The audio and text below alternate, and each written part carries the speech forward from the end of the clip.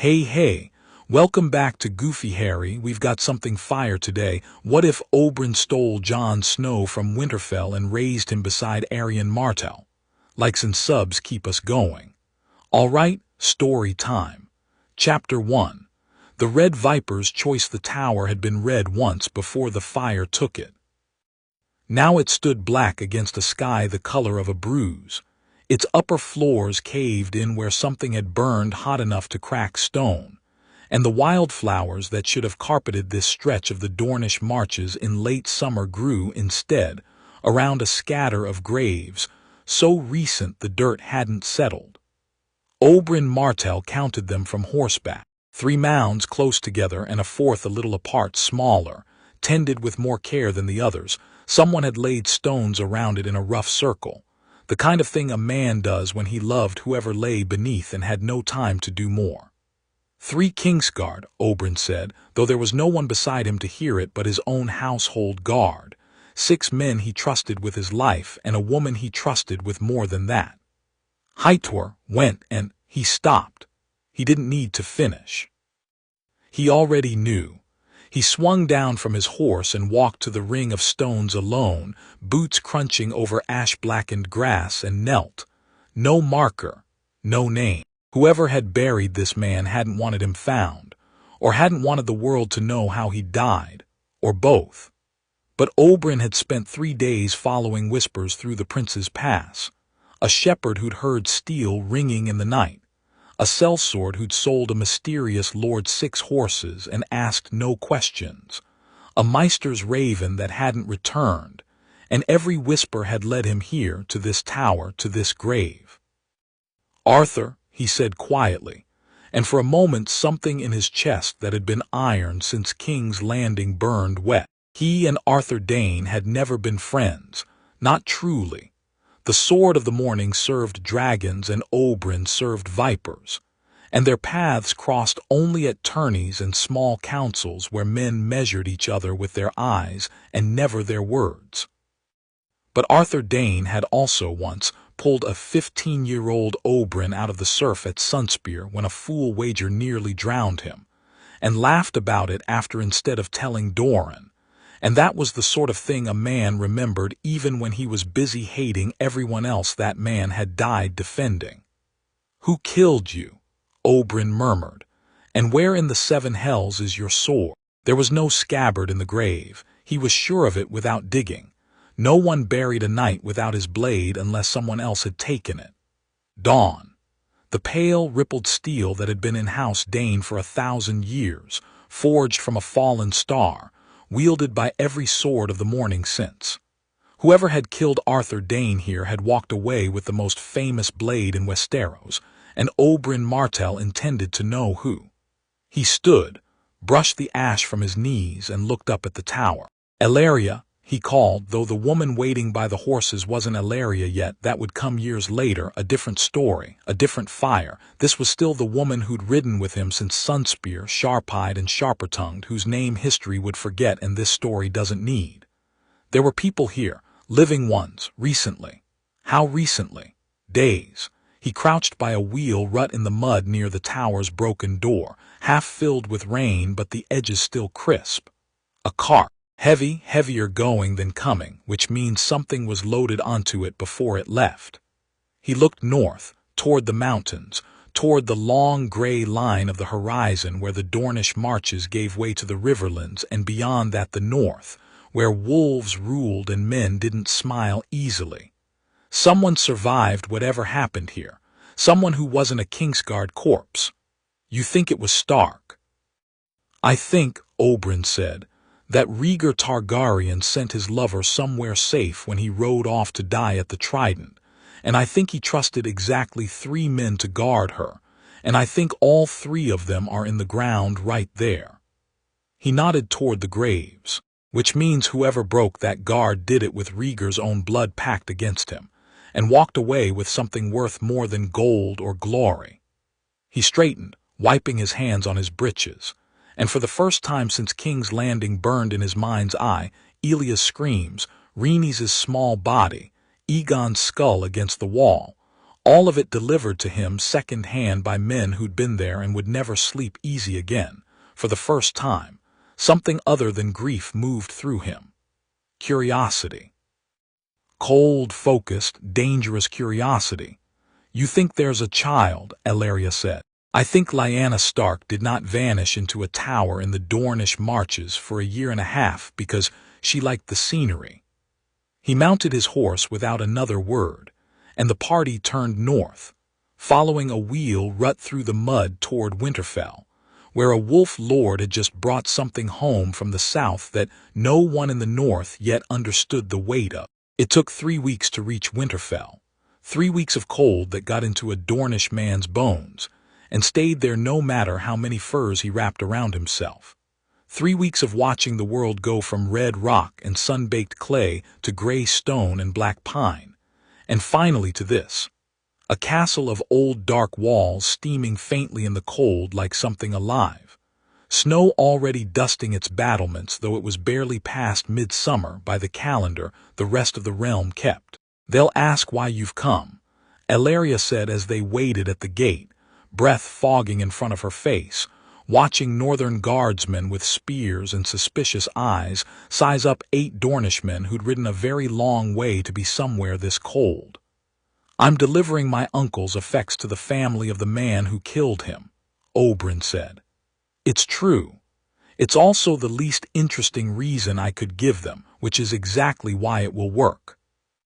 Prince Oberyn Martell had died at the Trident, cut down defending his king alongside 3 other kingsguard, while the rest of the realm decided the Targaryen dynasty wasn't worth dying for anymore. Oberyn had recovered his uncle's ring and sword belt from the battlefield himself, 3 months back, walking a field still thick with the stink of dead men and horses, and he had told himself then that he would deliver them to Sunspear and be done with it. Instead he was here, at the gates of the man whose whose sword, Robert had wielded the hammer. It was Ned Stark who'd led the vanguard that broke Lewin's line, had ended his uncle's life, asking for hospitality under guest right in the dead of a northern almost winter. The gates opened. A boy of perhaps 10 summers with tully-red hair and stark gray eyes came out first, followed by a man Oberyn recognized from descriptions alone, tall, dark-haired, long-faced, carrying himself like a sword sheathed but never far from the hand. "Prince Oberyn." Eddard Stark's voice was flat, careful, the voice of a man deciding in real time how dangerous his visitor was. "This is a long way to come in winter." "It isn't winter yet, Lord Stark, though your castle seems eager to disagree with the calendar." Oberyn swung down from his horse, unhurried, hands visible, no blade drawn, the universal grammar of a man who wanted to be let inside rather than killed at the threshold. "I've come to return what belonged to my uncle, Prince Oberyn Martell. I understand you were there at the end." Something crossed Ned Stark's face, not guilt, not quite, but the particular gray weight of a man who has killed more good men than he ever wanted to and remembers every one of them by name.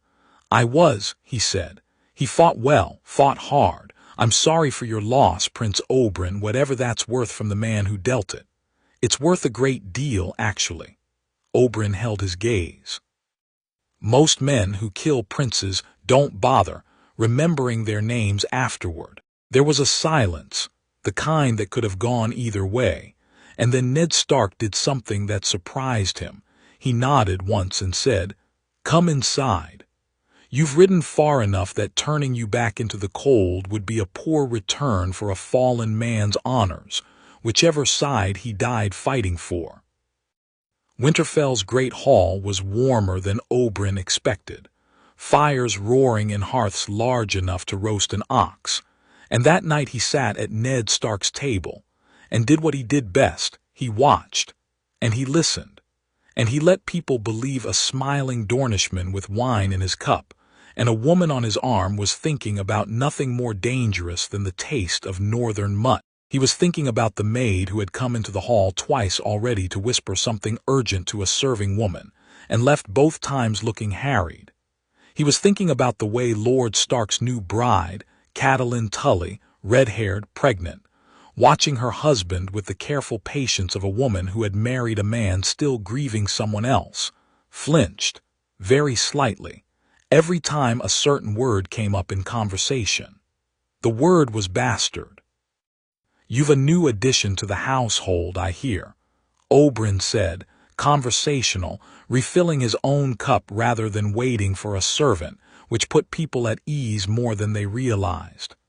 "Congratulations, Lord Stark, though I confess I hadn't heard you'd married before this lovely lady beside you." Ned Stark's jaw tightened. Catelyn Stark's hand, resting on the table, curled slightly around her fork. "He's my son," Ned said, in the tone of a man who had said this same sentence so many times it had worn smooth like a river stone, "born before my marriage. His mother is gone.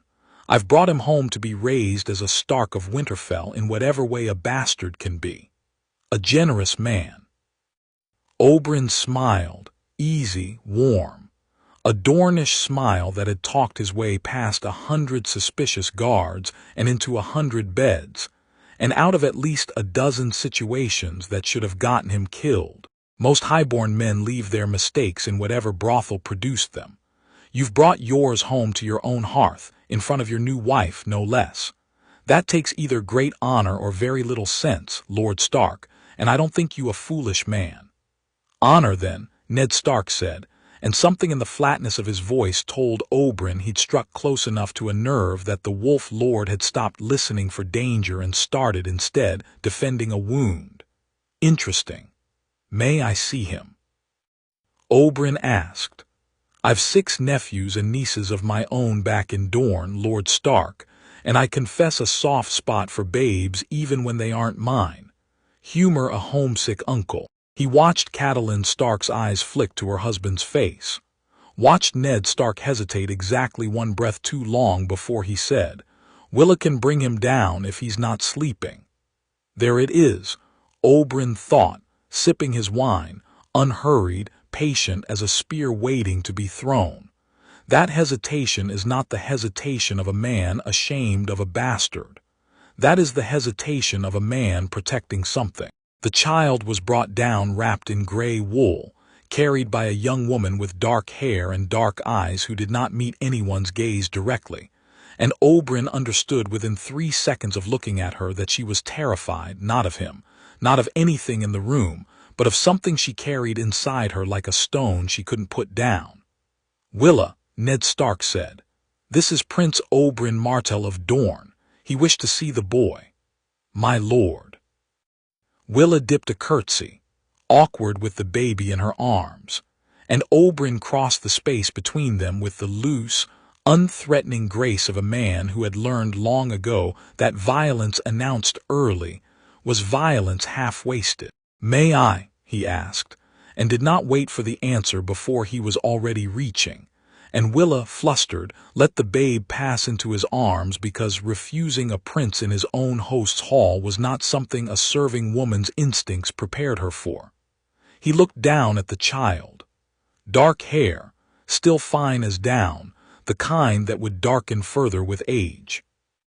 Gray eyes, Stark eyes, everyone would say, and they would not be wrong exactly. But Oberyn had spent 30 years learning to read faces the way other men read books, and there was something in the shape of the brow, the set of the jaw even at this age, a fineness of bone that had nothing to do with wolves at all. He had seen that face before. He had seen it on a boy 3 years old, laughing in the gardens of the Red Keep the one time Oberyn had visited his sister there. A boy with silver hair instead of dark, but with exactly this same fineness around the eyes, exactly this same particular tilt of the chin. Aegon, Elia's son, dead now, his skull broken against a wall by a monster in Lannister colors while his mother screamed and could not stop it. This child's hair was dark, not silver, Lyanna Stark's blood showing louder than his father's, or perhaps simply the way infant coloring worked. Silver blonde hair sometimes darkening before it ever showed true, but the eyes when the babe blinked up at him, sleepy and unbothered by the stranger holding him, were not gray the way Ned Stark's were gray. They were a shade lighter, colder, the gray of a winter sky rather than wet slate, and Oberyn had seen that exact color exactly once before, in Elia's letters describing her husband, in the one portrait of Rhaegar Targaryen that still hung, half forgotten, in a hallway of the Red Keep that Robert Baratheon hadn't yet ordered burned. "What's his name?" Oberyn asked very quietly, not looking up. "Jon," Ned Stark said. "Jon Snow." Oberyn looked up then and met Ned Stark's eyes directly and let the silence stretch long enough that a lesser man would have started talking just to fill it. Ned Stark did not fill it. He only watched, tense as a drawn bow, waiting to see what a Dornish prince whose sister had been murdered along with her children by the same war that had ended, one way or another, with this child in this hall, was going to do next. He knows I might know, Oberyn thought. He is standing here in his own hall, waiting to see whether I am going to kill his sister's son in front of him. The room had gone quiet. Even the fire seemed to have banked itself down. Willa's hand had drifted, without her seeming to notice it, toward the hilt of the small eating knife at her belt. A servant's knife, not a warrior's, but a knife nonetheless. And Oberyn noted with something like respect that whoever had put that girl in charge of this child had chosen someone willing to die for him. He handed the baby back. "He has your coloring, Lord Stark," Oberyn said, and smiled, and let the moment pass as though it had never been anything more than a homesick uncle admiring another man's child. "Strong bones. He'll be a big man someday, I'd wager. Give him a spear before a sword, my lord. Spears favor tall men, and Northmen breed tall." He watched relief move through Ned Stark's shoulders like a tide going out, watched Willa's hand fall away from her knife, watched Catelyn Stark exhale a breath she hadn't realized she was holding. Oberyn Martell smiled at all of them, warm as Dornish sun, and thought, "I'm going to steal that child out from under this entire castle, and not one of you is going to stop me." He gave it 4 days. 4 days of Dornish charm, of drinking with Ned Stark's household guard, and losing money at dice deliberately because men trust a man who loses to them, of long conversations with Ned Stark himself over the fire about the war, about honor, about the things men do that they cannot undo. "You loved her," Oberyn said on the 3rd night, when the wine had loosened something in Ned Stark that iron discipline usually kept locked tight. "Your sister.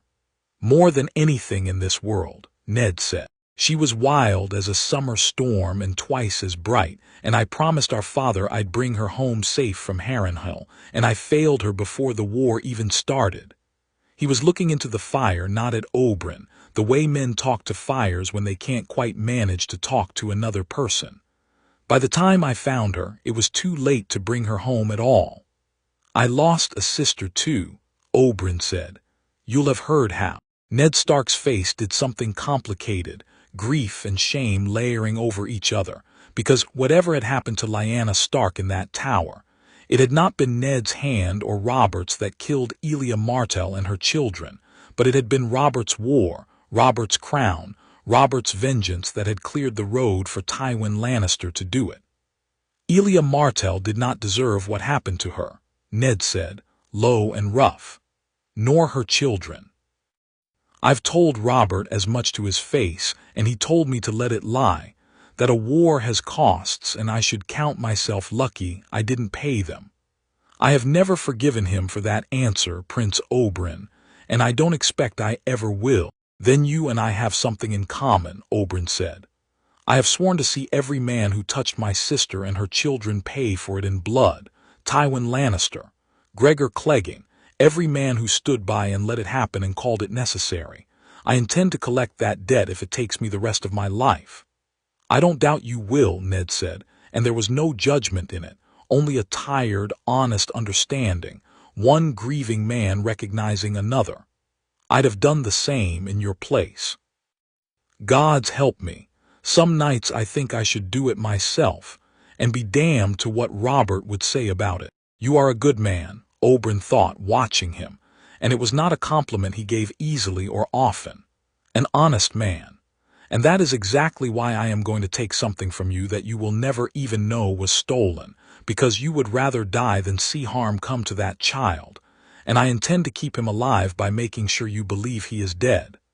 It should have made him feel something like guilt. It didn't quite. It felt instead like the moment before a spear leaves the hand, cold, clear, certain. He found Willa alone 2 nights later in the small chamber off the nursery where she slept within arm's reach of the cradle, sitting up mending a torn shift by candlelight while the babe slept beside her.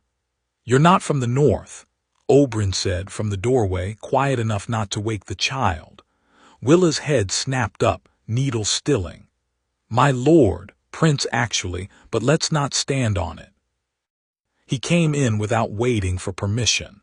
A habit he was aware made people nervous and used deliberately for exactly that reason, and crouched by the cradle to look down at the sleeping boy. "You're from the Dornish marches. I can hear it under the northern vowels you've been practicing. Somewhere near the Prince's Pass, I'd guess, maybe closer to the Boneway. Am I close?" Willa said nothing, which was itself an answer. "You were there," Oberyn said, still not looking at her, watching the child's chest rise and fall in small, even breaths. "At the tower. You were his wet nurse before Lord Stark ever brought him north, weren't you? Someone had to feed him in those first weeks, and it wasn't a high-born lady dying in a bed of blood." He heard the sharp intake of Willa's breath, and knew he'd guessed right. "I'm not going to hurt him," Oberyn said, and turned to look at her now, letting her see his face, letting her see that he meant it, or at least meant it in the specific and narrow way that mattered to her. "I want you to understand that clearly, because I am about to ask something of you that will terrify you, and I need you to be more afraid of what happens if you refuse than of what I'm asking." "Who are you?" Willa whispered. "Truly, Prince Oberyn Martell of Sunspear, brother to the Princess of Dorne, uncle to the boy that man in the wall by that fireplace killed at the Trident, and brother to Arianne Martell, who Rhaegar Targaryen set aside for the woman who died birthing that child in your arms 3 months back." He said it plainly, without flourish, because there was no room left for charm now. "I know whose son he is, Willa. I have known since the moment I held him. And I need you to help me get him out of this castle alive, because I promise you, on every god either of us prays to, that if the wrong people learn what I already know, this child will not live to see his first name day." Willa had gone white. "Lord Stark would never let harm. Lord Stark is one man in a kingdom ruled by Robert Baratheon, who fought a war and won a crown specifically because he wanted every living Targaryen dead, and by Tywin Lannister, who had a man crack the skull of a 3-year-old boy against a wall because the boy's blood made him dangerous. That is the world this child was born into. Ned Stark's honor is real, and I respect it more than I've respected most men I've met, but honor has never once stopped a knife in the dark. And if this boy's parentage becomes known to Varys, to Cersei Lannister, to anyone in King's Landing with an ounce of sense and no love for dragons, his honor will not save this child. It will get him killed slowly and quietly, dressed up as an accident, and Ned Stark will spend the rest of his life never understanding why the son he loved enough to bring home in disgrace died so young." Willa's hands were shaking now, the needle forgotten in the mending on her lap. "What do you want from me?" "I want you to help me swap him," Oberyn said. "There will be a fever going through the castle within a fortnight. I promise you that, because I intend to see to it myself. A mild one. Nothing that will kill a healthy child, but real enough to explain what comes after. I have a draft. Dornish poisoncraft, though it will not poison him. It slows the heart, cools the skin, stills the breath until even a maester pressing an ear to his chest would swear the boy has died. It will look, for all the world, exactly like a babe lost to a winter chill, which happens in this castle more often than anyone likes to admit." He will wake a day later, hale and hungry, 30 leagues south with me, and Winterfell will bury an empty coffin and grieve a bastard's death the way this whole cold country grieves everything, quietly and then never again. You want him to think his son is dead. Willa's voice cracked. Lord Stark, you want him to believe. I want him to stop looking, Oberyn said, and for the first time something in his voice was gentler than she expected. Willa, listen to me. If Ned Stark believes this boy is alive and hidden, he will search for him his whole life, out of love, and every search leaves a trail, and every trail eventually reaches ears it shouldn't. If he believes the boy is dead, he grieves once hard and then he stops. Grief is a wall nobody climbs looking for secrets on the other side. It is the kindest lie I know how to tell him, and I promise you it is far, far kinder than the truth. Willa was crying now, silent tears, looking down at the sleeping child. And what happens to him? To Jon? If you take him south, what does he become? Oberyn considered the question longer than he'd considered anything else that night. My ward, he said finally. I have no legitimate sons, Willa, and my paramours have given me daughters I love more than my own life. But a boy needs certain things a girl in Dorne is not always taught. And this boy is going to need to be dangerous, because the world he was born into will try to kill him the moment it learns who his father was. I will raise him in Sunspear, alongside my brother's daughter, and I will teach him to fight and to think and to survive with a skill that will make every enemy he ever makes regret the day they decided he was worth killing. I will not tell him he is a Targaryen until he is old enough to carry that knowledge without it breaking him, and by the gods old and new, I will not let Cersei Lannister or her father or anyone wearing a lion on their chest lay one finger on him while I am breathing. Why? Willa asked. Why would you do this? For the son of the man who... She stopped herself, but Oberyn understood the rest of the sentence well enough. Because Rhaegar Targaryen set my sister aside and it broke something in her that never healed, and because his choices led, in a long and crooked line, to her death and the deaths of her children. Oberyn said, and I have spent every day since the sack of King's Landing wanting to burn this whole rotten realm down to its foundations for what was done to them. But this, he nodded toward the cradle, this is a baby. He did not choose his father. He did not choose the war or the tower or the woman who died bringing him into this world. Aegon didn't choose his blood either, and a monster smashed his skull for it anyway, and I was not there to stop it, and I have to live with that for the rest of my life. His jaw tightened.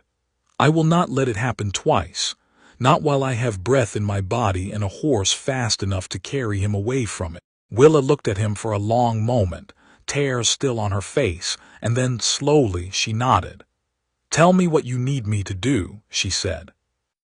The fever came, as promised, 12 days later, a mild sickness that swept through the kennels first, as such things always seemed to in Winterfell, and then through half the servants' quarters, and it was no great surprise or scandal when the youngest and smallest in the castle came down with it too, including the little bastard everyone had already half forgotten to think much about. Oberyn had stayed on, ostensibly finishing negotiations about Dornish grain shipments that Dorne had never actually authorized him to negotiate, and he sat with Ned Stark at the boy's bedside on the second night of the fever, watching Willa work a damp cloth over a small, flushed forehead, and felt something twist in his chest that he had not expected to feel, because Ned Stark's hands, when he touched his son's hair, shook with a fear that was entirely, devastatingly real. He'll be all right, Oberyn said. Fevers move fast in children this young, fast up, fast down. You've seen many, Ned said, not looking away from the boy. I've buried a nephew to one, Oberyn said, which was true, and let the truth of it carry the lie that followed easily on its heels. It comes on hard and it looks like the end of the world, and then it breaks, usually, and the child forgets it ever happened by the time he's grown enough to walk. Usually, Ned repeated. Usually, Oberyn agreed, and did not correct the fear in Ned Stark's face, because that fear was the exact thing he needed, the fear that would make everything that followed believable rather than suspicious. The draft went into a cup of goat's milk that Willa herself carried up 2 nights later, when the fever had genuinely, truly broken, and the boy was cranky and hungry and entirely recovering, exactly as Oberyn had promised. And it was only after Ned Stark, exhausted with relief, had finally gone to his own bed to sleep for the first time in 3 nights that Willa returned to the nursery and administered the second, secret dose. The one that would still a baby's breath to the barest whisper and cool his skin to something a grieving household would mistake, in candlelight and low expectation, for death. Oberyn was there within the hour, wrapped in a dark cloak, and he lifted the small, terrifyingly still bundle from the cradle with hands that had killed grown men without a tremor and found them shaking now. His heart is beating, he told Willa, more to reassure himself than her, 2 fingers pressed to the tiny throat, feeling the faint, steady pulse. Slow, steady. He'll wake by midday tomorrow, hungry as a wolf and none the worse for it. And the coffin, Willa said, white-faced, holding up the small, carefully weighted bundle of wrapped stones and linens that she and Oberyn had prepared in secret across 2 long, terrible nights. Will be enough, Oberyn said. No one examines a bastard's body closely, Willa. Grief does the rest. I am sorry to make you carry this lie alone once I'm gone, but you are the only one who can, and I need you to understand. This is the last cruel thing I will ever ask you to do for this child. Everything after this, I promise you, will be kindness. Willa did not answer him. She only looked down at the false, weighted bundle in her arms, and then at the true, living, sleeping child cradled against Oberyn's chest, and something in her face, grief, relief, guilt, hope, all tangled together, told Oberyn she understood exactly what she was about to do and had decided with her whole broken heart to do it anyway. They rode out before dawn, 8 Dornish men and 1 Dornish woman who had come north to deliver a dead prince's effects, and were leaving with a live one hidden in a sling of warm wool against Elaria's chest, disguised, to any watchman's tired eyes, as nothing more than a merchant's swaddled infant, born on the road, unremarkable. Behind them, Winterfell would wake in a few hours to a household in mourning, a small coffin, weighted and sealed, laid not in the crypts where Stark slept, but in a quiet corner of the godswood under the great oak, because that was where bastards went, forgotten by history and mourned only by the handful of people who had actually known them. Ned Stark would stand over that small grave with his jaw set and his eyes dry, because that was the only way a Stark of Winterfell knew how to grieve in front of others, and he would tell himself that he had done right by his sister's memory even in death, and he would never, not for one single day for the rest of his life, know the truth of what actually lay in that ground. Oberyn rode with the true weight of it, the living, breathing weight of a sleeping infant who had, by the time the sun cleared the tree line, begun to stir and fuss against Elaria's chest, and she laughed, soft and startled, and said, "He's hungry." "He's a Martell in all but blood, then," Oberyn said. "We're always hungry for something." "What do we call him?" Elaria asked. "We can't keep saying the boy for the whole ride to Sunspear." Oberyn looked down at the small, furious, red face working itself up toward a proper whale, gray eyes, Targaryen eyes, dragon eyes, though no one who saw them now or for years to come would know to call them that, screwed shut against the cold northern light. "Jon," he said after a moment. "His mother named him that before she died, and I won't take that from her, whatever else I take. Jon, for now. We'll give him a proper name for the rest of it when he's old enough to choose which parts of himself he wants to carry." "Jon Sand, then," Elaria said, testing the sound of it, a bastard surname for Dorne the way Snow was a bastard surname for the North. It has a ring to it. It'll do, Oberyn said, until he decides for himself what he wants it to be. He reached over and touched the small, furious fist that had escaped the swaddling and felt tiny fingers close, reflexive and blind, around his own. For now, little dragon, you're mine. And I promise you this. Whatever this realm tries to do to you when it finally learns what you are, it will have to go through me first. And there are precious few men in this world who have ever gone through me and come out the other side smiling. Behind them, the north fell away into distance, gray and cold, and full of a grief that belonged now to a boy who had never truly died.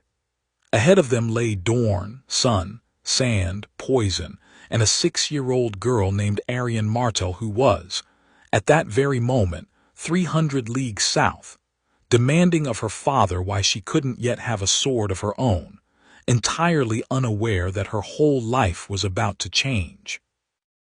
Oberyn Martell rode toward home with a stolen prince asleep against his oldest companion's heart, and for the first time since Elia's death had broken something in him that he thought might never mend. He found himself, however, faintly, almost smiling. He had not saved his sister. He had not saved her children, but he had reached into the wreckage of the war that killed them and pulled out one small, living thing that the world wanted dead, and he intended to raise that thing into something no one, not Robert Baratheon, not Tywin Lannister, not the whole rotten machinery of a kingdom built on other people's blood, would ever be able to take from him again. Chapter 2. Sand and Salt. The water garden smelled like orange blossoms and wet stone, and at 8 years old, Jon Sand had already decided this was the best smell in the world. Better than the roasted lamb they served at the great feasts, better than the salt wind off the summer sea, better than anything the north of his half-remembered nightmares could possibly have offered him. Not that he remembered the north at all, not really. Only sometimes in dreams that came unbidden and left him cold and unsettled in a bed that was otherwise warm. He was running when the trouble started, which was how most of his troubles started. "You're cheating," Arianne Martell shouted from somewhere behind him, her bare feet slapping against the marble as she chased him around the edge of the pool, where the little lordlings and merchant children of Sunspear were allowed to swim on feast days. "Jon Sand, you absolute, give it back."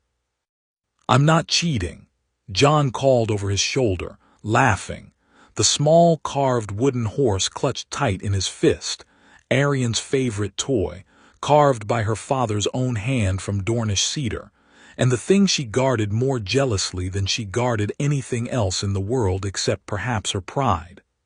"I'm just faster than you. You're not faster than me, you're smaller than me, there's a difference. Same thing when you're running." She caught him at the fountain's edge, tackling him bodily into the shallow water with a shriek of triumph that echoed off the pale stone colonnades, and they went under together in a tangle of limbs and splashing and Arianne's furious, delighted laughter. And it was in that exact moment, soaked, gasping, 6-year-old Arianne sitting triumphantly on his chest, while he held the wooden horse just out of her reach above the water, that Oberyn Martell found them, and stood at the edge of the pool with his arms crossed, watching, and did not say a word for a long moment. "He started it," Arianne said immediately, without looking up, the reflexive defense of every younger sibling in the history of the world. "I have no doubt," Oberyn said. "Jon, give her back the horse before she drowns you for it, and both of you get out of that water before the Maester decides I'm raising fish instead of children." Jon surrendered the horse. Arianne snatched it, inspected it for damage with the seriousness of a merchant appraising gold, and then, because she was 6 and her fury never lasted longer than the time it took to be distracted by something else, held out her hand to help Jon up out of the pool, which was a ridiculous gesture since she weighed perhaps 2/3 what he did. But he took it anyway because that was what you did with Arianne. You let her feel like she was helping, and somehow, more often than not, she actually was. Uncle, Jon said. He called Oberyn uncle by then, not father, a distinction Oberyn himself had chosen carefully years back, for reasons Jon didn't understand and had stopped asking about after the third or fourth time the question got him nowhere. Are we going to the practice yard today? Something flickered across Oberyn's face, brief and gone before Jon could name it. Not today. I have business with your Uncle Dorne that will eat the whole afternoon and half my patience. Tomorrow. You said that yesterday, and I meant it yesterday too, and I mean it today. And tomorrow I will actually do it, because, unlike the business of governing Dorne, I control my own sword arm and no one else's schedule. Oberyn crouched at the pool's edge, close enough that Jon could see the fine lines starting at the corners of his eyes. 36 years old, and already the hardest-lived 36 Jon had ever heard of, though he wouldn't have understood that word for it yet. Hard-lived, only that his uncle sometimes looked at him with an expression too heavy for a simple glance at a wet, laughing child. Go dry off, both of you. Arianne, your father wants you presentable for the evening meal, and presentable does not mean smelling like fountain water. Arianne made a face that suggested presentable was a personal insult, but she went, dragging Jon by the wrist behind her, still clutching her wooden horse. That evening, in the long dining hall of the old palace where Oberyn Martell held court from his wheeled chair, Jon sat at the lower end of the family table, not quite family by blood. Everyone at that table knew it, but close enough by love that no one bothered saying it aloud anymore, and watched the way Doran's eyes moved over him during the meal. Careful eyes. Measuring eyes. The eyes of a man doing sums in his head that never quite balanced. You've grown again, Oberyn said, when the meal was nearly done and the servants had begun clearing platters of spiced fish and blood oranges. Faster than most boys your age. Maester Caliot says you'll be tall. Tall's good, Jon said, with the easy confidence of a child who had never once been made to feel his height was anything but an asset. Uncle Oberyn says spears favor tall men. Does he? Doran's mouth curved, not quite a smile. My brother has strong opinions about weapons, as he has strong opinions about most things. He says a sword is a conversation, and a spear is an argument, Jon said, repeating it exactly as he'd heard it, the way children repeat adult wisdom without fully understanding its weight, testing the words in his own mouth to see how they fit. He says most men in Westeros only know how to have conversations, and that's why Dorne wins wars nobody expects Dorne to win. Something passed between Dorne and Oberyn across the table. A glance, quick, layered with a conversation Jon was too young to read, though Arianne beside him seemed to catch some of it, because she went very still and very interested in her food in the particular way she did when the adults were talking about something she wasn't supposed to notice. He tells you a great deal, my brother, Dorne said, mild as ever, but his eyes stayed on Jon a moment too long. He tells me what I need to know, Jon said, which was true in a way he didn't understand yet was also a very careful sort of lie, because Oberyn had told him almost nothing at all. Not where he came from, not who his mother was, not why the household staff sometimes went quiet when a raven arrived from the north, and Oberyn read it alone in his solar with the door shut. Jon had learned, without anyone teaching him directly, that there were rooms in his own life he wasn't allowed into yet, and like most clever children raised among careful adults, he had learned to stop knocking on doors that never opened, and to watch, instead, for the moments when someone forgot to lock them. The practice yard, when Oberyn finally kept his promise 2 days later, was a stretch of packed sand behind the old palace where Dornish spearmen trained under the brutal midday sun that most northern or riverland visitors found unbearable, and every Dornishman considered simply Tuesday. Feet, Oberyn said, adjusting Jon's stance with 2 fingers against his hip, nudging it a fraction of an inch. Wider. You're not standing in line for supper. You're standing to kill a man who wants to kill you first. Wide stance, low center, and for the love of every god you were ever prayed to, stop gripping the shaft like you're strangling it. Jon adjusted the practice spear, blunted, wooden but weighted realistically, heavy and awkward in his 8-year-old hands. It keeps slipping. It slips because your palms are sweating because you're nervous, and you're nervous because you think I'm going to be angry if you do it wrong. Oberyn stepped back, folding his arms, watching with the particular intensity he brought to nothing else in his life except perhaps revenge. I am never going to be angry at you for doing something wrong while you're learning, Jon. I will be angry if you stop trying. Those are different things. Remember the difference, because most men in this world will punish you for the first when they mean to punish you for the second, and learning to tell them apart will save your life more often than any spear I ever teach you to throw.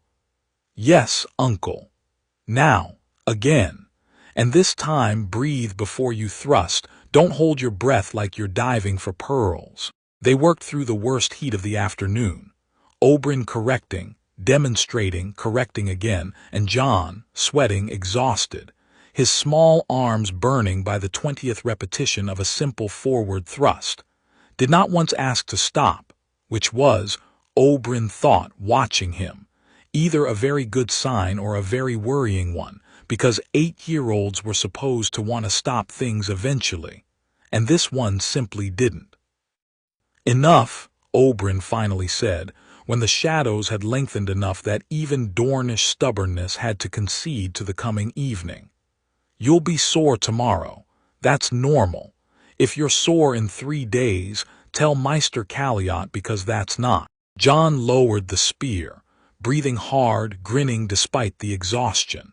That particular grin that Oberyn had come to recognize over the years as belonging entirely to Jon and to no one else. Not quite Stark solemnity, and not quite Martell fire. Something new that had grown out of both without being wholly either. Can we do the throwing part next time? When your arms stop shaking from holding a stick, yes. Oberyn took the practice spear from him and set it against the rack with the others, and then, because the yard was empty now, the last of the training soldiers gone to supper, and because some nights the questions pressed harder against his chest than others, he sat down on the low stone wall bordering the yard and gestured for Jon to sit beside him. Jon sat. Sweaty, sandy, 8 years old and utterly unaware that the man beside him was working up the nerve to tell him a piece of a truth he had spent 8 years deciding how and when and whether to tell at all. Jon, Oberyn said, do you know why your name isn't Martell? Jon's face did something careful, guarded, older than 8 years should have allowed. Because I'm not your son, I'm your ward. Do you know why you're my ward instead of a son of some other house raised somewhere else? No, Jon admitted, and there was something small and honest in his voice, something that had clearly been sitting in him a long time, unspoken because there had never been an opening to speak it. I used to ask Ilaria. She said it wasn't her story to tell. It isn't, Oberyn agreed. It's mine, and I've been a coward about telling it, which isn't a word I use about myself often, so understand how much it costs me to say it now. He looked out over the practice yard, at the long shadows stretching across the sand, and for a moment he looked less like the red viper of Dorne, terror of 100 tourneys, and more like simply a tired man trying to find the right words for something that had no right words. Your mother is dead, Jon.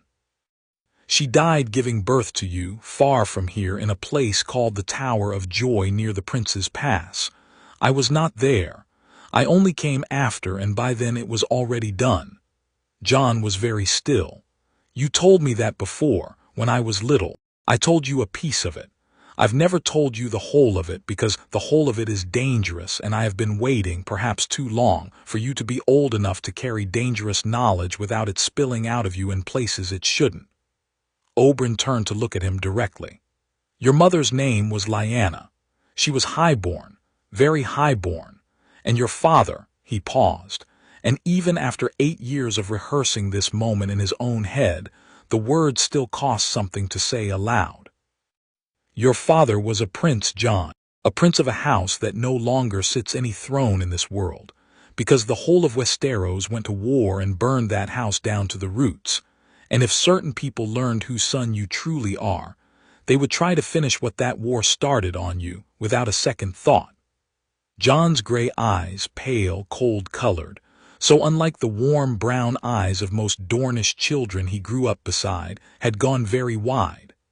What house? He asked, in a voice that had dropped very quiet. Oberyn looked at him a long moment, and then, for the first time in 8 years, made a choice about how much truth an 8-year-old could hold without breaking under the weight of it. Not yet, he said, and watched something in Jon's face fall, disappointment sharp and real. Not because I don't trust you, Jon, because a name like that is heavy enough to crush a grown man, and I will not let it crush a child who has done nothing in his life except be born to 2 people who loved each other in a very dangerous time. When you're older, when you're strong enough and clever enough, and I judge you ready to carry it without it changing how you look at yourself or how the world looks at you, I will tell you everything. I swear it on my sister's grave, which is the only oath I have never once broken and never will. But not today. Today, I need you to understand only this. You are mine. Whatever blood runs in you, whatever name you were owed at birth and never got to use, you are mine and Arianne's and Dorne's as much as any son of this house ever was, and nothing that comes for you will get past me to reach you. Do you understand? Jon looked at him for a long, searching moment, the particular look of a child deciding whether an adult's promise is the kind that gets kept, and then he nodded slowly. I understand, he said. But I want to know, someday you promised. I promised, Oberyn agreed. And I keep my promises, little dragon, whatever else men say about me. Jon didn't notice the slip, little dragon, the way he wouldn't have noticed it for years yet. But Oberyn heard it the moment it left his own mouth, and felt the old grief and the old fury both stir at once, tangled together the way they'd been tangled since the day he lifted this child out of a Winterfell cradle and carried him south. Lord Tremond Gargillan was not, by any reasonable measure, a stupid man. He held one of the older Dornish houses, his lands sprawling along the Greenblood, where the river fed rich soil that made his granaries the envy of half his neighbors. And he had spent 30 years watching Martells rule Dorne with the kind of patient, careful attention that eventually notices things other people miss. He noticed, for instance, that Prince Oberyn Martell, a man famous across the 7 kingdoms for exactly 2 things, his spear and his appetite for beautiful people of any gender, had returned from a trip north 8 years back with a northern-born infant he claimed, vaguely and without real explanation, to have taken in as a ward out of some unspecified debt of honor. He noticed that the boy had grown into something unusual, pale-eyed, quick, disturbingly self-possessed for his age, and that he was being raised alongside Princess Arianne with a closeness that went well beyond what any ordinary ward received. He noticed that no one, not Dorne, not Oberyn, not even the loose-lipped household staff who could usually be counted on to gossip about anything given enough wine, seemed willing to say a single specific word about who the boy's mother had actually been. Lord Tremond had a mind for numbers and patterns, which was how a man built a granary empire on the Greenblood, and numbers and patterns told him this. 8 years and a handful of months ago, Robert's rebellion had ended. 8 years and a handful of months ago, Prince Oberyn had ridden north for reasons the court whispered about but never confirmed, carrying a debt his uncle Lewin had died owing. 8 years and a handful of months ago, a northern lord's newborn bastard had reportedly died of a winter fever at Winterfell, mourned briefly, and then never spoken of again by anyone who mattered.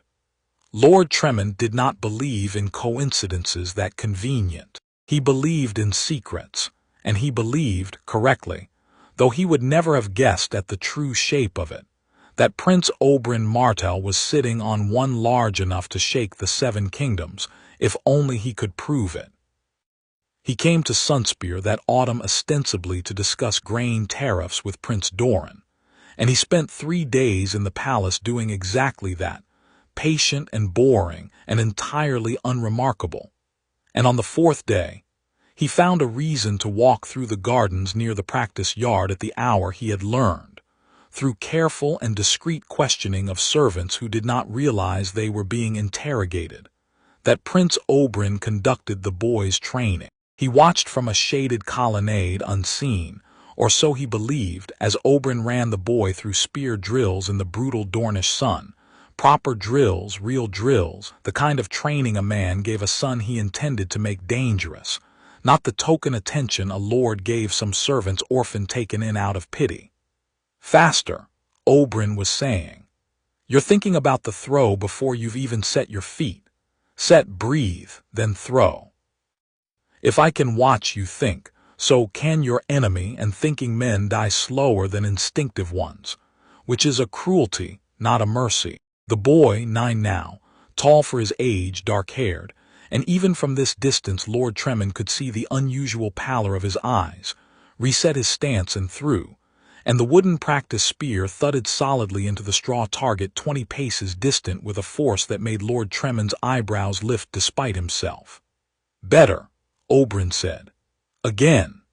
Lord Tremond watched for the better part of an hour, and by the end of it he had made up his mind about several things at once. First, that whatever this boy was, he was being trained not as a ward but as a weapon, with the kind of focused, expensive, personal attention that Oberyn Martell, a man not known for patience with anyone's children but his own daughters, did not waste on strangers.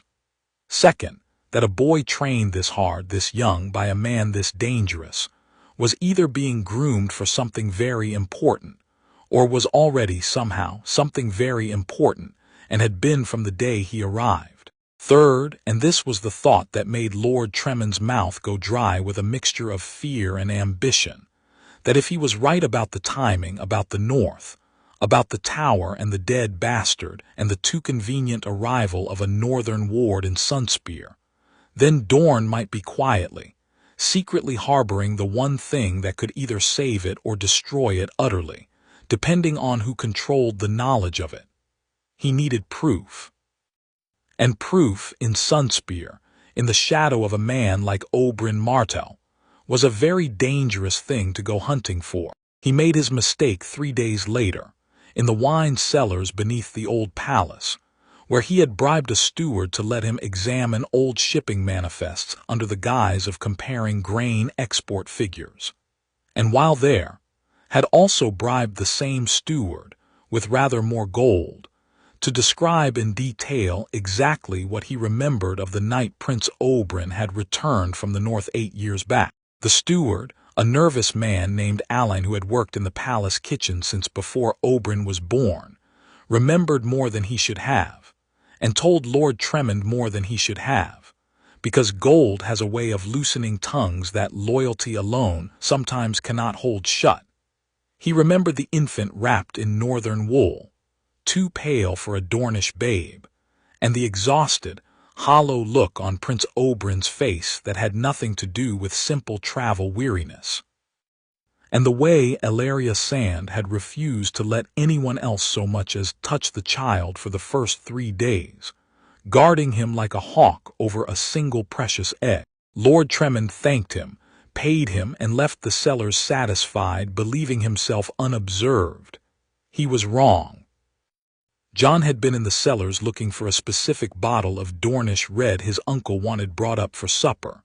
A small errand, unremarkable, the kind of thing a 9-year-old ran for a household he loved, and he had frozen in the shadow of a wine rack when he heard his own arrival, 8 years past, being described in careful, purchased detail by a lord he barely recognized, and a servant he'd known his whole life. He didn't understand all of it. He was 9, and the words tower and northern wool and too pale for a Dornish babe meant less to him than they should have, but he understood enough. He understood that this stranger was asking questions about him, specifically, and paying gold for the answers, and that Alyn's voice had the careful, frightened quality of a man saying more than he wanted to, because he'd already been paid too much to stop. He also understood, with the particular clarity that fear sometimes gives even very young minds, that he needed to tell his uncle immediately, and that he needed to do it without letting either the Lord or Alyn realize he'd heard anything at all. He slipped out of the cellar the way he'd come in, quiet as Oberyn had taught him to be during their games of hide-and-seek through the palace corridors, a skill Oberyn had framed as playful training, and Jon had absorbed without ever questioning why a game needed to be quite so precise, and he ran, not walked, straight to his uncle's solar, breathless and wide-eyed. "Uncle." He didn't bother knocking, which earned him a raised eyebrow from Oberyn, seated at his desk with a letter half-written beneath his hand. There was a man in the wine cellar. Lord, I think his name is Lord Tremond, the one who came for the grain business. He was paying Alyn gold to talk about the night you brought me here. He asked about a tower and northern wool, and Elaria not letting anyone touch me. Oberyn's quill stopped moving entirely. "Tell me exactly what you heard," he said, in a voice that had gone very quiet and very still, the voice Jon had learned over the years to associate with the moments just before his uncle became genuinely, coldly dangerous. "Word for word if you can manage it," Jon told him. All of it as carefully as a 9-year-old's memory allowed, and by the time he finished, Oberyn had risen from his desk and was standing at the window of his solar, looking out over the gardens toward the guest quarters where, presumably, Lord Tremond Gargillan was at that very moment congratulating himself on a productive afternoon. "You did well," Oberyn said finally, "coming to me instead of asking Alyn what he meant, or confronting the Lord yourself. That was exactly right, Jon. Do you understand why?" "Because if I'd asked, they'd know I heard," Jon said, working through it slowly, the way he worked through spear forms, carefully, methodically, checking each piece against what he'd been taught. "And then they'd know it mattered to me, and that would tell them something true even if they didn't understand what it meant yet." Something that might have been pride, sharp and fierce, moved across Oberyn's face. "Exactly right. Information is a knife, little dragon. The moment you show someone it's cut you, they know exactly where to aim the next one." He turned from the window. "Now, this is important, and I need you to listen very carefully because what happens in the next few days is not a game and it is not a lesson. It is real and it matters, and I need you old enough, right now in this moment, to act like it. I'm listening. Lord Tremond suspects something about who you are. He does not know it. Alyn told him nothing that proves anything, only things that raise questions, and questions alone cannot hurt you unless someone with real power decides to chase the answers." Oberyn crossed the room and crouched, bringing himself level with Jon's eyes, the way he had at the pool's edge a year before, the way he did whenever the moment demanded that Jon feel like an equal rather than a child being managed. But Lord Tremond is ambitious, and ambitious men in Dorne who think they've found leverage on House Martell do not stay quiet about it. He will want to use what he suspects, either to bargain with us or to sell it to someone with deeper pockets and a stronger reason to want you gone. Like who? Oberyn hesitated, weighing, and then decided, as he so often did with Jon, more than he perhaps should have at 9 years old, that the truth, carefully chosen, served better than a comfortable lie. "There are people in King's Landing," he said, "who spend their entire lives collecting secrets like this one. A master of whisperers who serves the small council, whose whole purpose is knowing things other people would kill to keep hidden. If word reaches him, even a rumor, even a half-formed suspicion, he will pull at that thread until the whole tapestry unravels. And once he understands what you are, he will decide whether you're a danger to the crown, and if he decides you are, Jon, there will be men sent south with very quiet orders and very sharp knives, and no love for Dorne strong enough to stop them if they come carefully enough." Jon absorbed this the way he absorbed everything difficult, quietly, his young face working through fear and understanding at once, arriving, finally, at something that was not quite fear at all. "Then we should stop him," Jon said, "before he tells anyone else." Oberyn looked at his ward for a long moment, 9 years old, and already reaching for the solution rather than cowering from the problem, already thinking in terms of we and stop rather than hide and run, and felt, not for the first time, the strange mixture of pride and grief that came with raising a Targaryen prince as if he were his own blood. "We will," Oberyn said, "but not the way you're imagining. Lord Tremond is a lord of Dorne, with a household and a name and men who would ask very loud questions if he simply disappeared. And I will not turn House Martell into the kind of house that murders its own lords over rumors, however dangerous those rumors are. That is Lannister thinking, not Martell thinking, and I will not teach it to you." He straightened, already moving toward the door, mind clearly working through several steps at once. "Number, we handle Lord Tremond the Dornish way. We give him exactly enough truth to satisfy his curiosity, wrapped around a lie sturdy enough that he'll never think to dig further, and we make the price of speaking about it higher than any reward he thinks he might collect."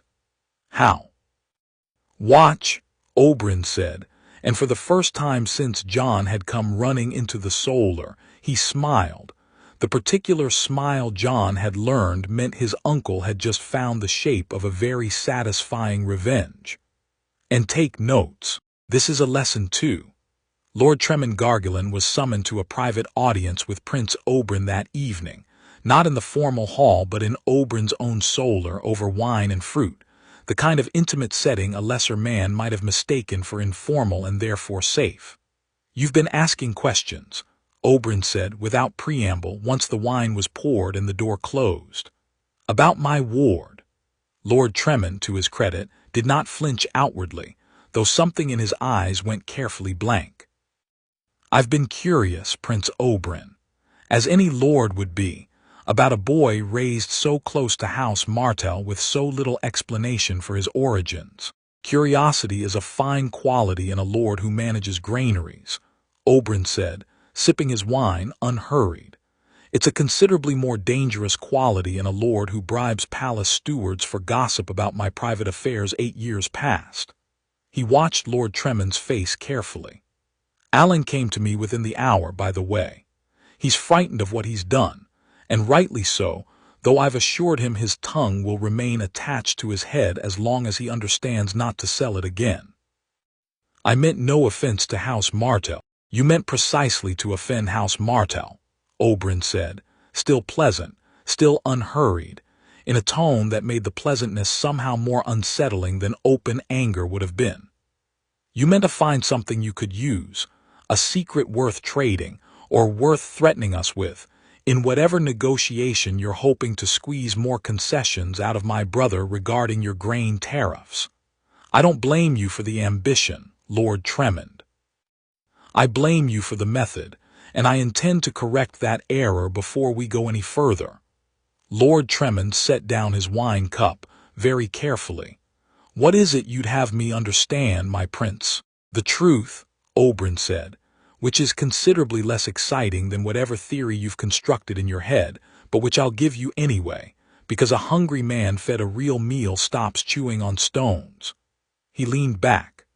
Jon's mother was a highborn woman of the Stormlands, a distant cousin of House Estermont, who fell in love with a Dornish knight sworn to my household during the war and followed him south when her own family disowned her for the scandal of it.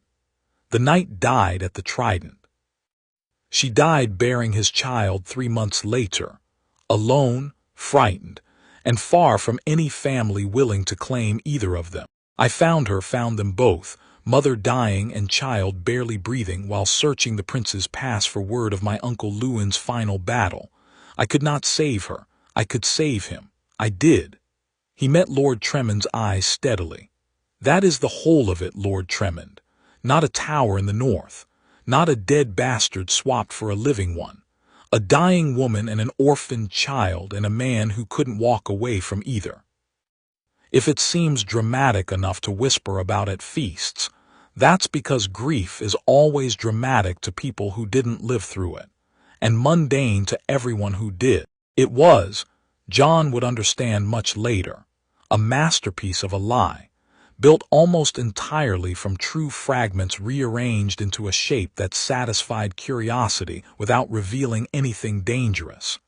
Anchored by real grief that Oberyn didn't have to fake, because he genuinely lived through losing people he loved to that war, only not in the specific way the story described. Lord Tremond studied Oberyn's face for a long moment, clearly searching for the seam where the lie might show through, and finding, because there wasn't one to find, nothing but a grieving man's careful, controlled anger at having his private sorrow dug up for gossip. "I apologize, Prince Oberyn," he said finally, and there was real shame in it now, shame at having built an elaborate conspiracy out of what appeared, on reflection, to be nothing more than a sad and private tragedy. "I overreached. It won't happen again." "See that it doesn't," Oberyn said. And then, because Dornish threats worked best wrapped in warmth rather than delivered cold, he refilled Lord Tremond's wine cup himself, smiling. "Because the next time I catch a Lord of Dorne bribing my household staff to dig through my family's grief for gossip, I will not be nearly so understanding about it. And you have seen me fight in Attorney Yard enough times to know exactly what that means. We're done here, I think. Enjoy the rest of your visit. I hear Dorne's finally agreed to your tariff terms." Lord Tremond left the Solar considerably paler than he'd entered it, and considerably more convinced that whatever mystery had once surrounded Jon Sand was, in fact, no mystery at all, merely a wound, carefully hidden the way grieving men hide wounds, and not worth the risk of prodding again. He would carry that belief, mostly, for the rest of his life. It would take another decade and an entirely different set of circumstances before anyone would prove him almost, but not quite, right. Jon, watching from behind a tapestry near the Solar door where Oberyn had positioned him deliberately to observe without being seen, absorbed every word of the exchange with the particular hunger of a child being shown, for the first time, exactly how the adult world actually worked. Not through honesty, not entirely through lies either, but through something in between. Something that required understanding a person well enough to know precisely which truths would satisfy them, and which lies would feel truer than the truth itself. "You made up a whole story," he said afterward, once Lord Tremond's footsteps had faded down the corridor and Oberyn had beckoned him out from behind the tapestry, "about a Stormlands woman and a dead knight." "I did," Oberyn agreed, "but some of it was real, the dying woman, finding you both in the pass." "Some of it," Oberyn said, "was real, yes." "That's what makes a good lie last, Jon, not a story built entirely from nothing, which any clever man can eventually pick apart if he pulls hard enough, but a story built from real bones with a false skin stretched over them. The bones don't lie. Only the skin does. And most men, when they press against a lie and feel real bone underneath, stop pressing." He crouched again, the gesture Jon had come to associate now with the moments that mattered most. "You understand this is a lesson, don't you? Not just about Lord Tremond, about everything that's coming for you for the rest of your life in one shape or another." "I understand," Jon said, and something in his young face had settled into a seriousness that made him look, for just a moment, considerably older than 9. "People are going to keep asking, aren't they, even after today?" "Some of them," Oberyn admitted. "The clever ones, at least, the ones who notice patterns other people miss." Lord Tremond wasn't wrong to be suspicious, Jon. He was only wrong about the shape of what he suspected. And that's the gap we live inside. You and I, as long as people keep finding a story that satisfies them just short of the truth, you're safe. The day someone finds the truth itself is the day everything changes, and I intend to control exactly when that day comes, not have it forced on us by some ambitious lord's gold and an old steward's loose tongue." Jon nodded slowly, and then, because he was still 9 years old beneath all the careful gravity his uncle was teaching him, he asked the question that had actually been sitting heaviest in his chest through the entire encounter. "Uncle, am I in danger? Really in danger, not just pretend danger for lessons?" Oberyn did not lie to him. He never had, not about this, not in 8 years, even when the shape of the truth had to be trimmed down to fit a child's understanding. "Yes," he said simply. "You are in real danger, Jon, and you will be for a long time yet, possibly your whole life, though I intend to make that danger as small and manageable as one man can make it. That is exactly why I am teaching you to fight, and why I will teach you things about poison and politics, and people that most boys your age will never need to learn. Not because I want to frighten you, because I want you to be the most dangerous thing in any room you ever walk into, so that whatever comes looking for you finds a wolf instead of a lamb." He tapped Jon's chest gently over his heart. "You did well today. You saw a threat, and instead of panicking or hiding, you brought it straight to the one person who could turn it into nothing. That is exactly the man I am trying to raise. Never forget how that felt, the moment you chose to act instead of freeze. That feeling is worth more than any spear form I'll ever teach you." Somewhere across the palace, Arianne Martell was searching for both of them, indignant that supper had gone cold waiting, entirely unaware of the conversation that had just reshaped, however slightly, the boy she considered her brother in every way that mattered. She would find them eventually, in the corridor outside Oberyn's solar, and she would demand loudly why she'd been left out of whatever secret they were clearly keeping from her. And Oberyn would tell her, as he told her every time, that some things were for later, and she would grumble the whole walk back to supper about being treated like a baby when she was very nearly 7, practically grown. But for now, in the quiet corridor, lit by torchlight and the last orange light of a Dornish sunset through a high window, Jon Sand stood a little straighter than he had that morning, carrying inside him the first true weight of what it meant to be hunted, and more importantly, the first true understanding of what it felt like to have someone standing between him and the hunters, absolutely certain, without a shred of doubt, that his uncle would win. Chapter 3. The viper's venom. The blade came at Jon's throat, and he didn't step back. That was the whole trick of it. The thing that took most men years to learn, and some men never learned at all, that the body's every instinct screamed at you to retreat from a threat, and retreating was so often exactly the mistake that killed you. Jon turned his hips instead, let the blade whisper past close enough to stir the hair at his neck, and drove the pommel of his own practice sword into the ribs of the man who'd thrown the strike.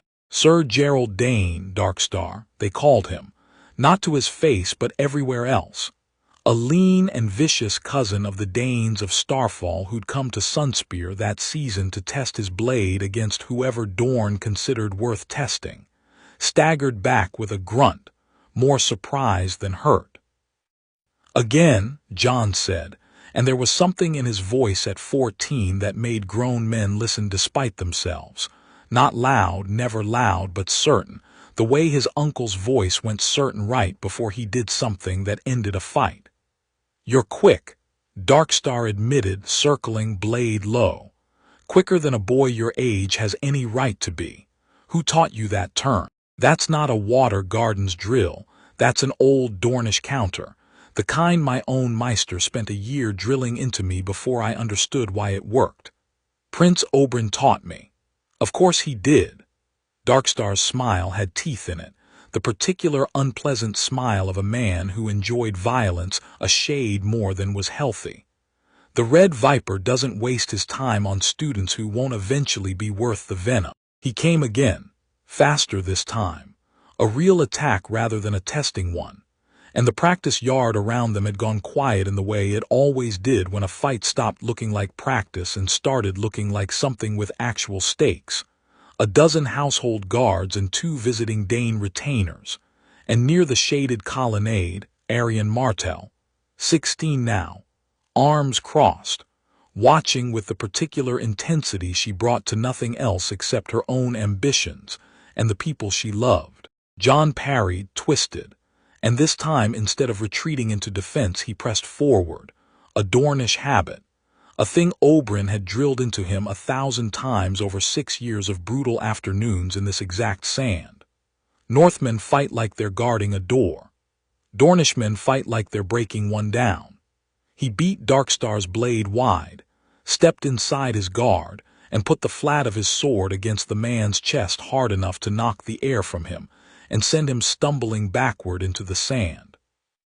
The yard erupted, not laughter exactly, but the low murmur of men who just watched something worth talking about over supper. Darkstar sat in the sand for a moment, chest heaving, and then unexpectedly he laughed, genuine, surprised laughter, the kind that came from a man who loved violence enough to respect being beaten by someone better at it. 7 hells, he said. How old are you, boy? 14. 14. Darkstar climbed to his feet, brushing sand from his breeches, and looked Jon over with new and considerably more careful eyes.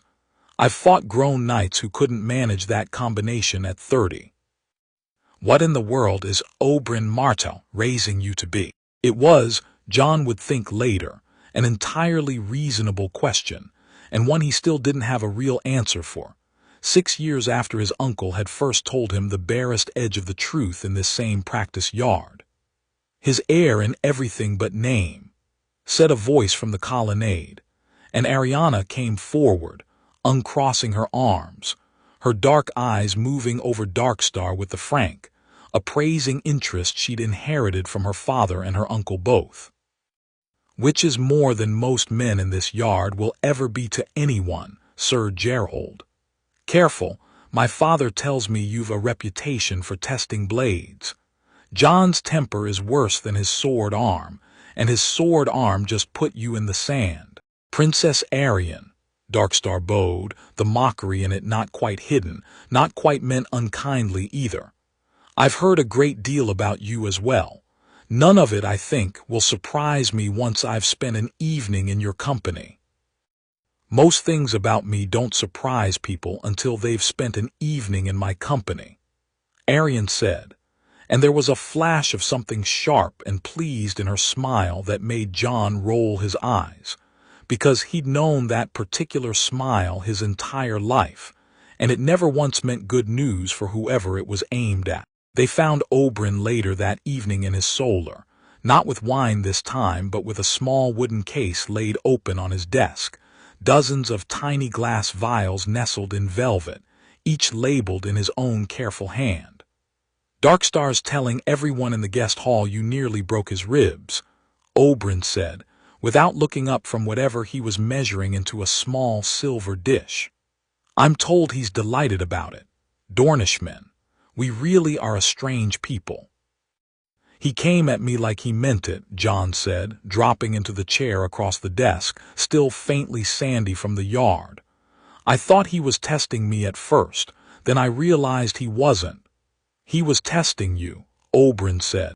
Gerald Dane tests everyone he meets who might be worth testing, and he does it with real steel because he's arrogant enough to believe he'll always pull back in time if he's wrong about someone's skill.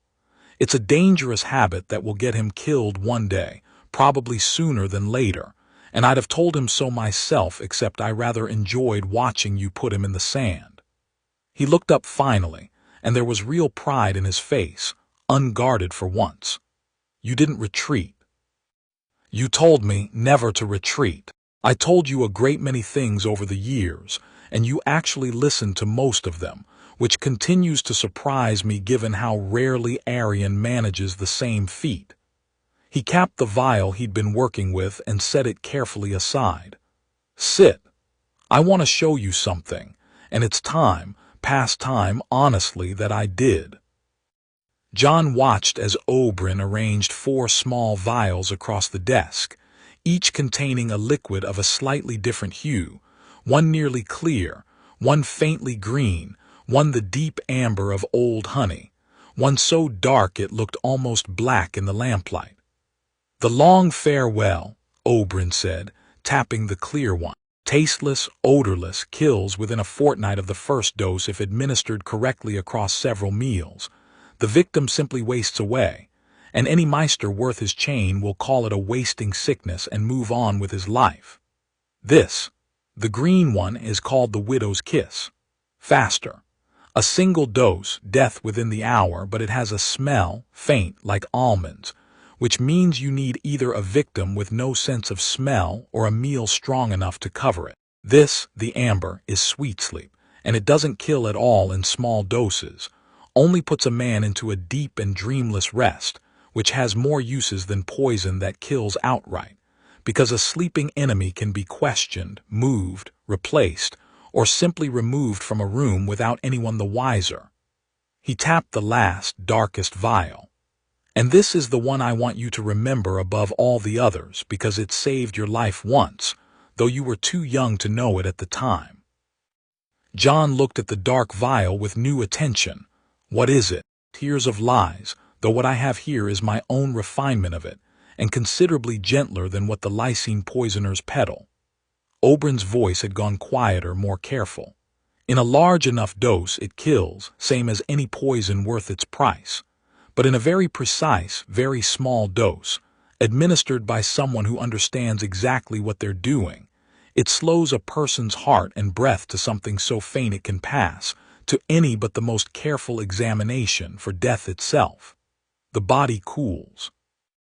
The pulse all but vanishes.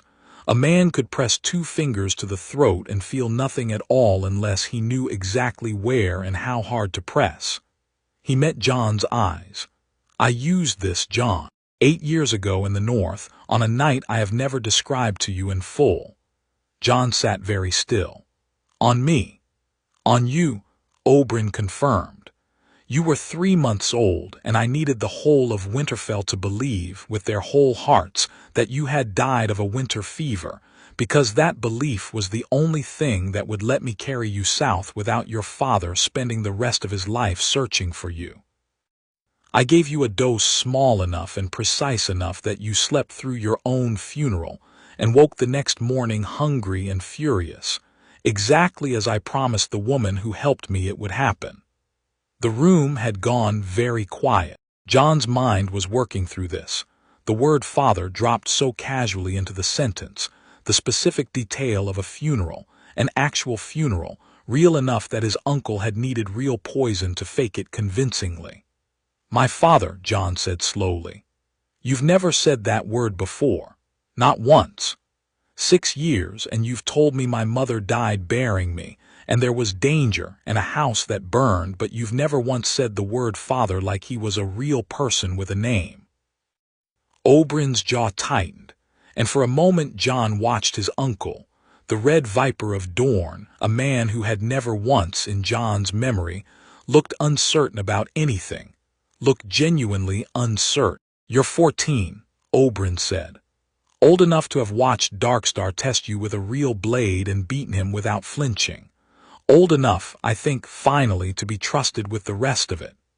He rose from his desk, crossed to the door and locked it, a small gesture, but one Jon had never seen him do before in this room, and it told him, more than any words yet, how heavy the next part of this conversation was going to be.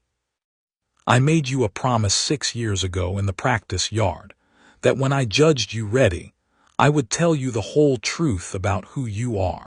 I have been telling myself for 2 years now that you weren't ready yet, and I have been lying to myself about it, because the truth is I was afraid, not of what it would do to you, though gods know that frightens me too, but afraid of what it means that I have to say it at all.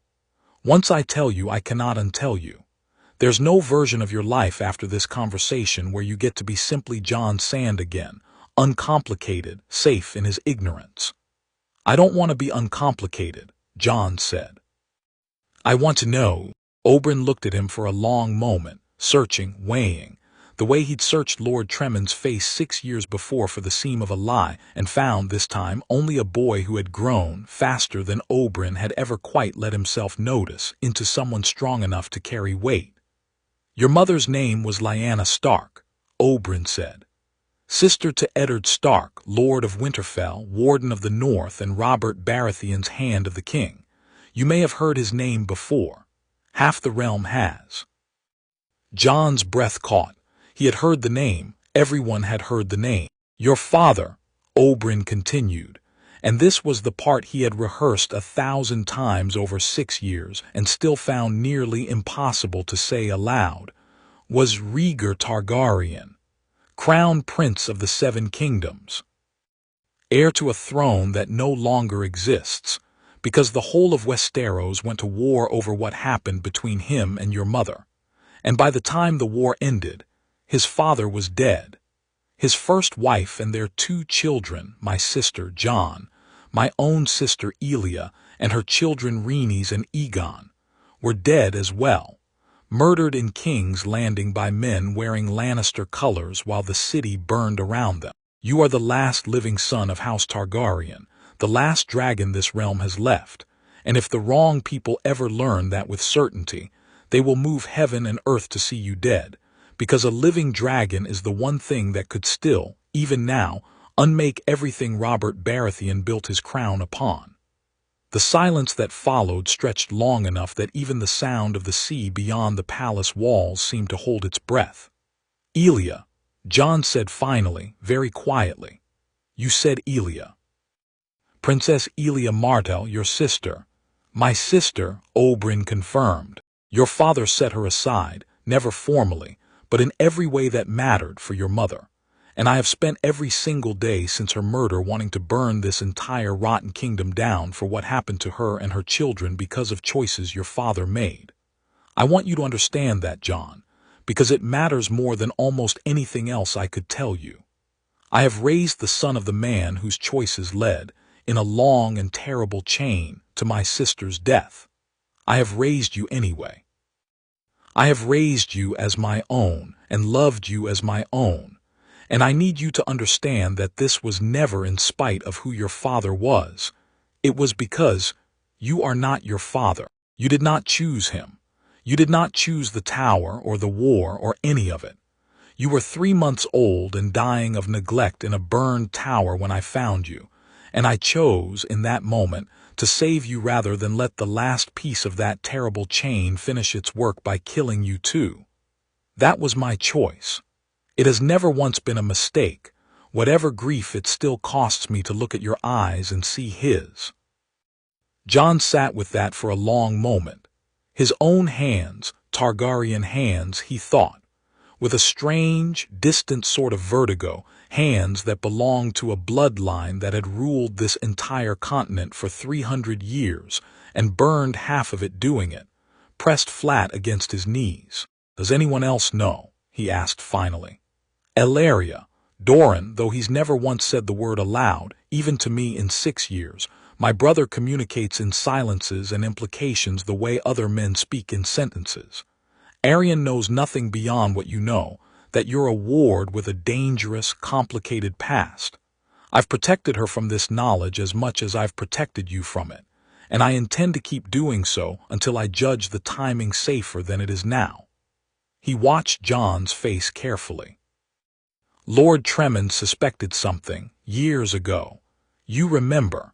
I told him a lie built of true bones and he believed it, and as far as I know he's never questioned it since. And my father's family, his true family."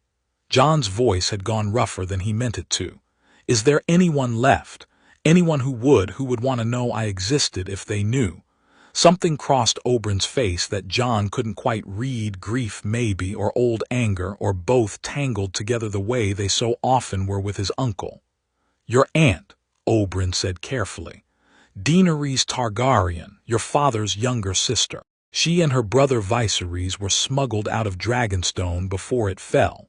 And last I've heard through what few channels reach that far, they're somewhere across the narrow sea, in Essos, living off the charity and manipulation of exiled loyalists who want to see a Targaryen restored to the Iron Throne. I've never sent word to her. I don't know if I ever will, Jon. That decision, when it comes, I intend to leave partly in your hands, because it will not be my life at stake if that choice goes wrong. It will be yours. Jon absorbed this too, another piece of an identity that had spent his whole life being a locked door, now thrown wide open all at once, more than a 14-year-old mind could fully process in a single evening, even one as sharp and disciplined as his had been raised to be. "I don't want the throne," Jon said finally, and there was something fierce underneath the words, something that had clearly been sitting in him, unformed, for longer than this single conversation.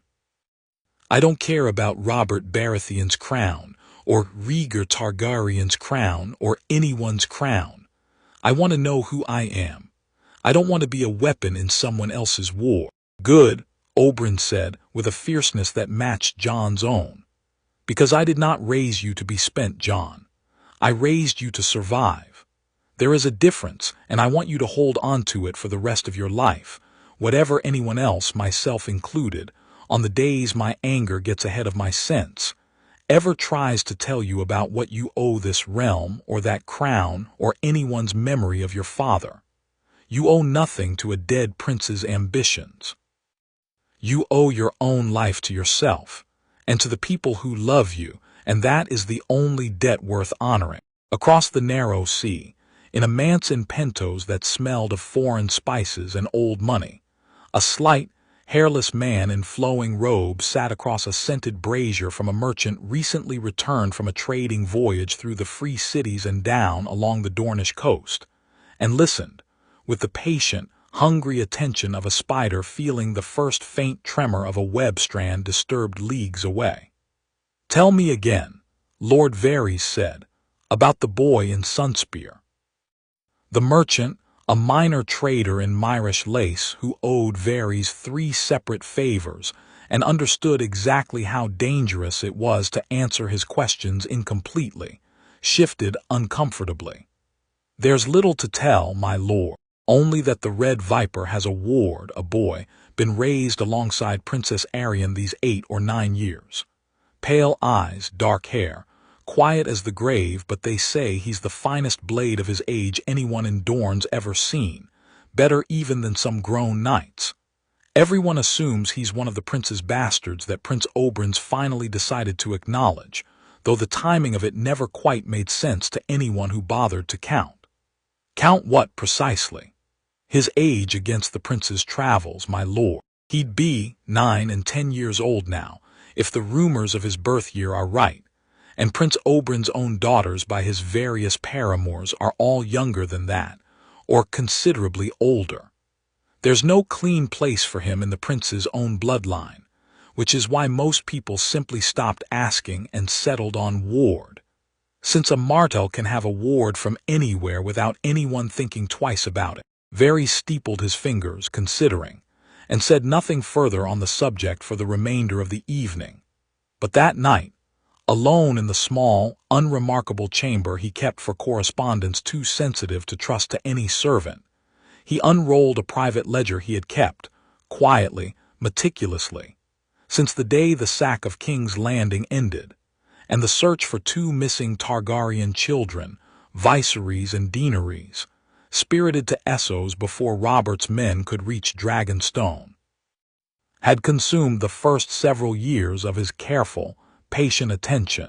He had always known, in the specific, cold, unromantic way that Varys knew most things, that there had been a 3rd child unaccounted for, however briefly.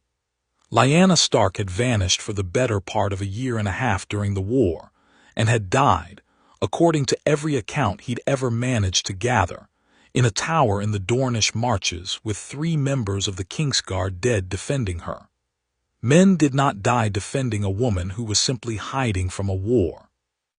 Men died defending something or someone worth more than their own lives. He had chased that thread for years, quietly, patiently, and had eventually concluded, based on Ned Stark's genuine grief over a bastard son who had reportedly died of a winter fever within months of being brought home, that whatever child Lyanna Stark had carried had, in fact, died, an unfortunate but mundane tragedy, the kind that happened to 100 infants a year in a hard northern winter, and not worth further pursuit when there were living, breathing, more immediately dangerous Targaryens to track across Essos instead.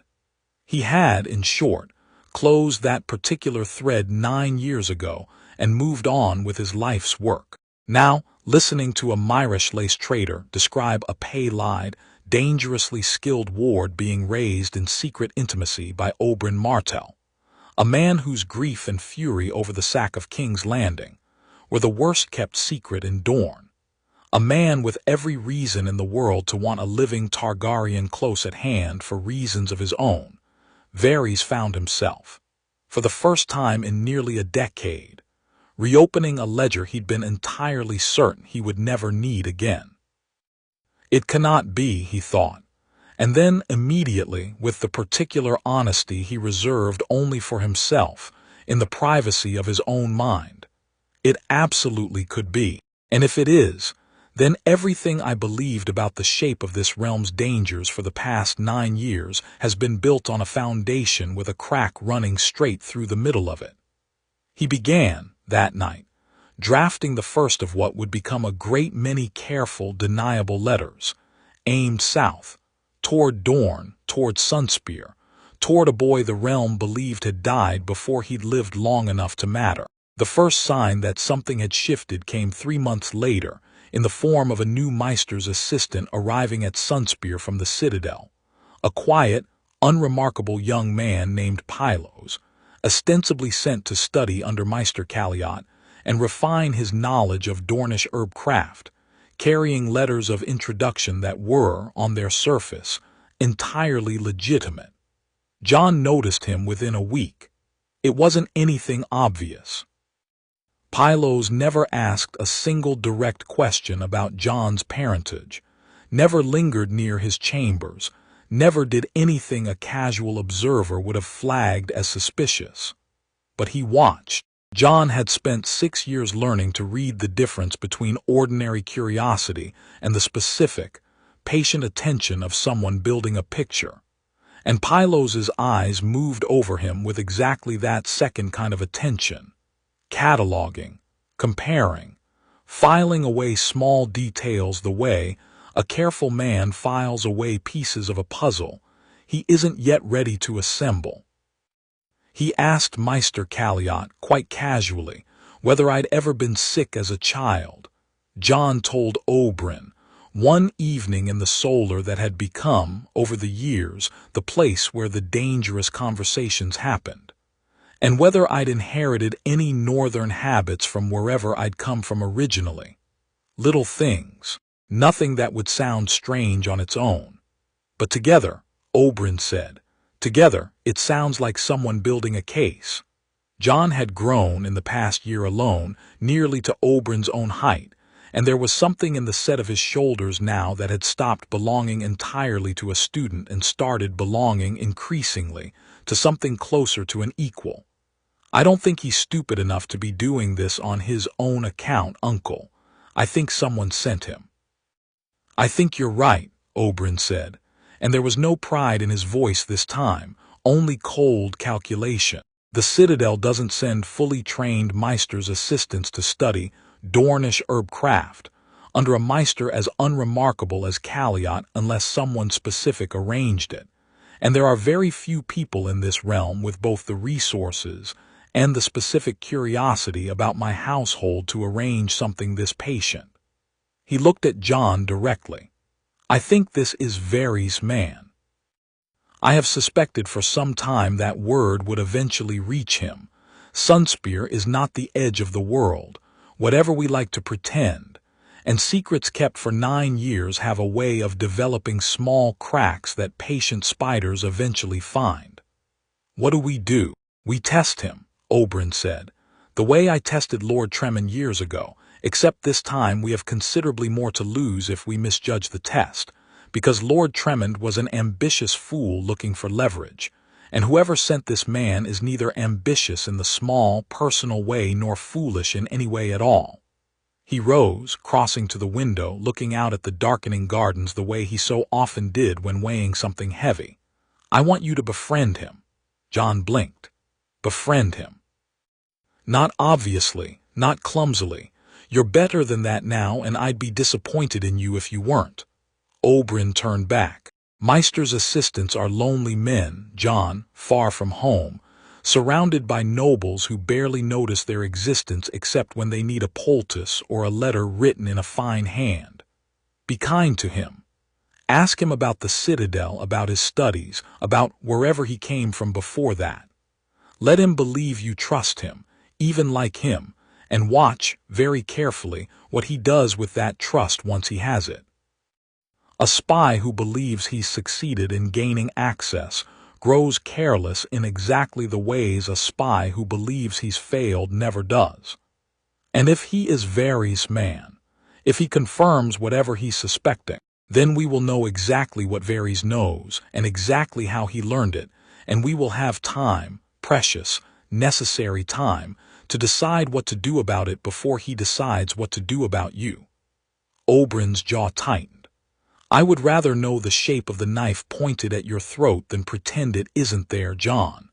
That has always been the Dornish way, whatever the rest of the realm thinks of us. We do not hide from danger. We study it, until we understand it well enough to turn it back on whoever sent it." Jon found his opening 3 weeks later, in the palace library, where Pylos spent most of his free evenings poring over old herbological texts by candlelight, and where Jon, deliberately, though it looked entirely casual, had begun spending his own evenings as well, ostensibly reading histories of the Dornish wars that Oberyn had assigned him as part of his ongoing education. "You're reading about the sack of Hellholt," Jon said, glancing over at the volume open in front of Pylos. Grim reading for a man studying herbcraft. Pylos looked up, and if he was surprised or wary, he covered it well. 9 years of training at the Citadel had given him a serviceable mask, though Jon had spent 6 years being taught by the single best liar he'd ever met, and could see, faintly, the seams where the mask didn't quite fit. "I find history informs medicine more than people expect," Pylos said. "The wounds men suffer, the poisons they favor, it all tells you something about the culture that produced them. Dorne has a very particular relationship with both violence and poison, Master Sand. I find it fascinating." "Jon," Jon said. "Just Jon, if you don't mind. Master Sand makes me sound like a merchant's clerk." "Jon, then." Pylos offered a small, careful smile. "You're often here in the evenings. I confess I'd assumed a young man of your talents, from what I've heard, would find better ways to spend his time than dusty books.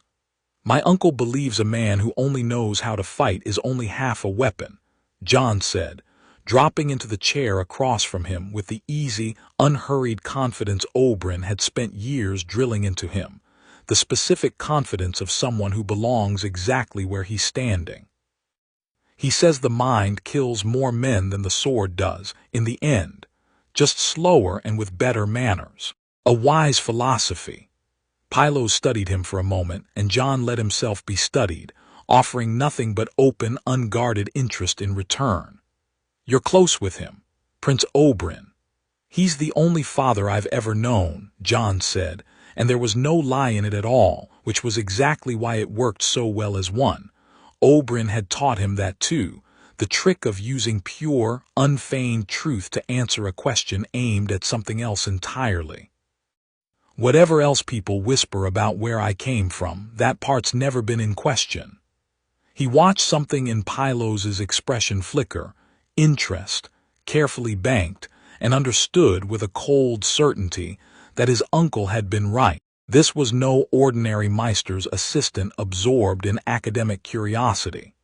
This was a man collecting, patiently, piece by piece, the exact material his masters had sent him south to find. "Tell me about the Citadel," Jon said, before Pylos could ask anything further, redirecting the conversation with the smooth, practiced ease of someone who understood that the best way to control an exchange was to keep asking questions rather than answering them. Is it true they make you forge a chain link for every discipline you master? My uncle says most meisters never manage more than 4 or 5 links in a lifetime. Pylos, flattered despite himself by the genuine interest, talked for the better part of an hour about the citadel, about the long gray halls and the endless study and the particular, exhausting politics of a place where knowledge itself was currency. And Jon listened, asked good questions, laughed at the right moments, and by the end of the evening had learned 3 specific, useful things.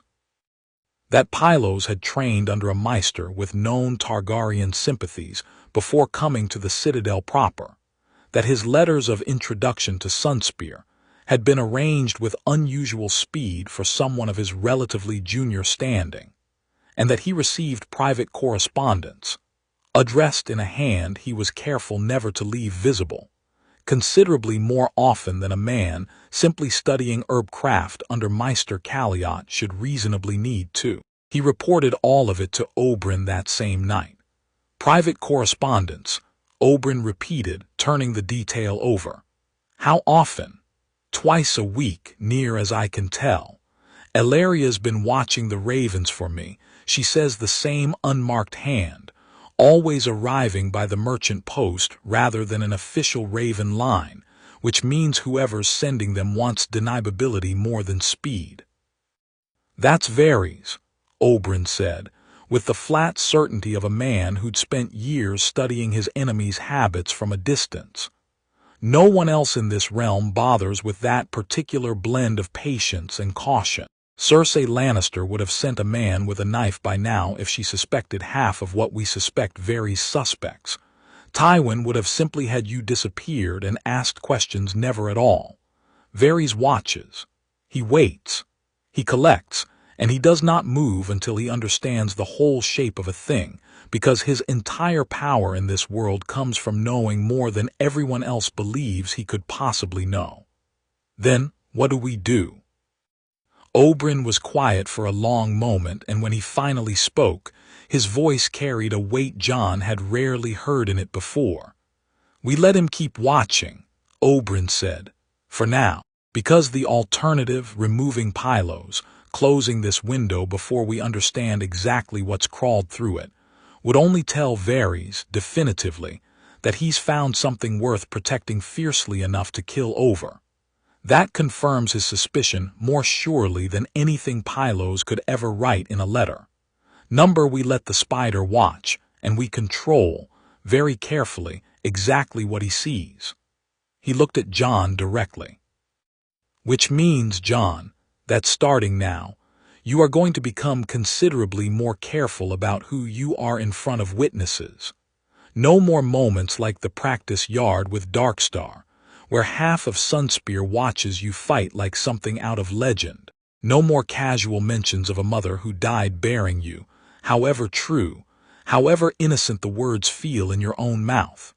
You are about to learn the hardest lesson Dorne has to teach, little dragon, the art of being extraordinary without ever once looking extraordinary to the people watching. It was Arianne, in the end, who nearly broke the careful architecture of that lesson wide open, though not through any fault or foolishness of her own. She found Jon in the gardens near the fountain where they'd played as children, a week after his conversation with Oberyn about Pylos, and she was furious in the particular, focused way she got when she decided an injustice had been done and intended to correct it personally. "You're keeping something from me," she said, without preamble, planting herself in front of him with her arms crossed. "Both of you. You and my uncle. I've known it for months, years maybe, if I'm honest with myself, but it's gotten worse lately, and I want to know what it is." "Arianne, don't." Her voice cracked just slightly, the crack of someone genuinely hurt rather than simply performing anger. "Don't tell me it's nothing, Jon. I've watched you my whole life. I know when you're hiding something. I've always known since we were children, and you'd hide the last honeyed fig from me, and pretend you didn't know where it went. This isn't a honeyed fig. This is something big enough that my father goes quiet whenever your name comes up in council, and my uncle locks his solar door whenever the two of you talk, and there's a Meister's assistant who's been watching you for months like you're a puzzle he's trying to solve. I'm not a child anymore, Jon. I'm 7 and 10.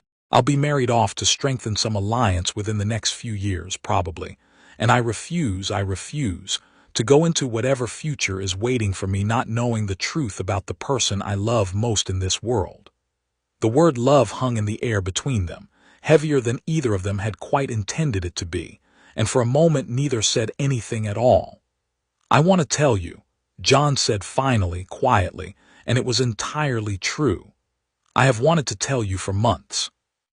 It isn't my secret alone to give away, Arianne. It never has been.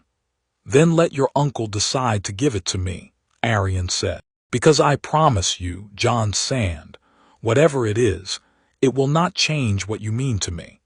It never could. I have loved you since I was 6 years old, and you let me win at races I know now you could have won easily, and nothing your uncle is protecting you from is going to change that now. Jon looked at her for a long moment. Arianne Martell, fierce and clever and utterly unafraid. The only person besides his uncle who had known him his entire remembered life, and felt something in his chest that he'd been carefully, deliberately not naming for at least 2 years now, ever since her 14th name day, when something between them had quietly, irrevocably shifted from the easy affection of siblings into something neither of them had yet found the courage to speak aloud. I'll talk to him, Jon said. Tonight, I promise you, Arianne, you'll know soon, I swear it. She held his gaze a moment longer, searching, and then unexpectedly she reached out and took his hand, not the casual, careless grip of childhood, but something more deliberate, warmer, charged with everything neither of them had said yet. I'll be waiting, she said. I've been waiting a long time already. I can wait a little longer if it means finally getting the truth instead of another silence. She left him standing by the fountain, and Jon watched her go, and thought, with a clarity that startled him, coming as it did on the heels of everything else that had shifted in his life these past months, that whatever else the truth of his blood might cost him, whatever danger it might bring crawling south from Pentos or King's Landing to find him, he was no longer entirely certain he wanted to face any of it without Arianne Martell standing beside him. That night he went to his uncle's solar, and this time it was Jon who locked the door. It's time, he said.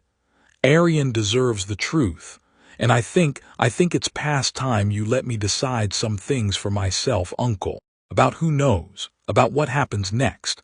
I'm not a child you're protecting anymore. I haven't been for a while now. Oberyn looked at him for a long moment across the desk, the boy he'd carried out of a Winterfell cradle 9 years ago, now taller than most grown men in this palace, sharper with a blade than knights twice his age, and carrying in his pale Targaryen eyes the exact same fierce, unshakable certainty that Oberyn himself had built his entire reputation upon. No, Oberyn agreed slowly. I don't suppose you have been for some time now. He rose, crossing the room, and for the first time in 9 years he clasped Jon's shoulder, not as a teacher steadying a student, but as one man acknowledging another. All right, little dragon, let's go find her. It's past time this whole family stopped hiding from its own truth. Chapter 4. A wolf in Sunspear, Arianne cried when they told her, not from grief, not exactly, but from the particular violence of having her entire understanding of the world rearranged in the space of a single conversation. You're a Targaryen, she said, for perhaps the 4th time, sitting on the edge of Oberyn's desk with her knees drawn up to her chest, staring at Jon like she was seeing him for the first time, and also like she was seeing him exactly as she'd always known him, both at once. You're God's Jon. You're the prince that was promised, or whatever the priests of our lore keep babbling about. I'm not anything the priests babble about, Jon said. I'm the same person I was this morning. I just have a different set of dead relatives than I thought I did. That's not funny.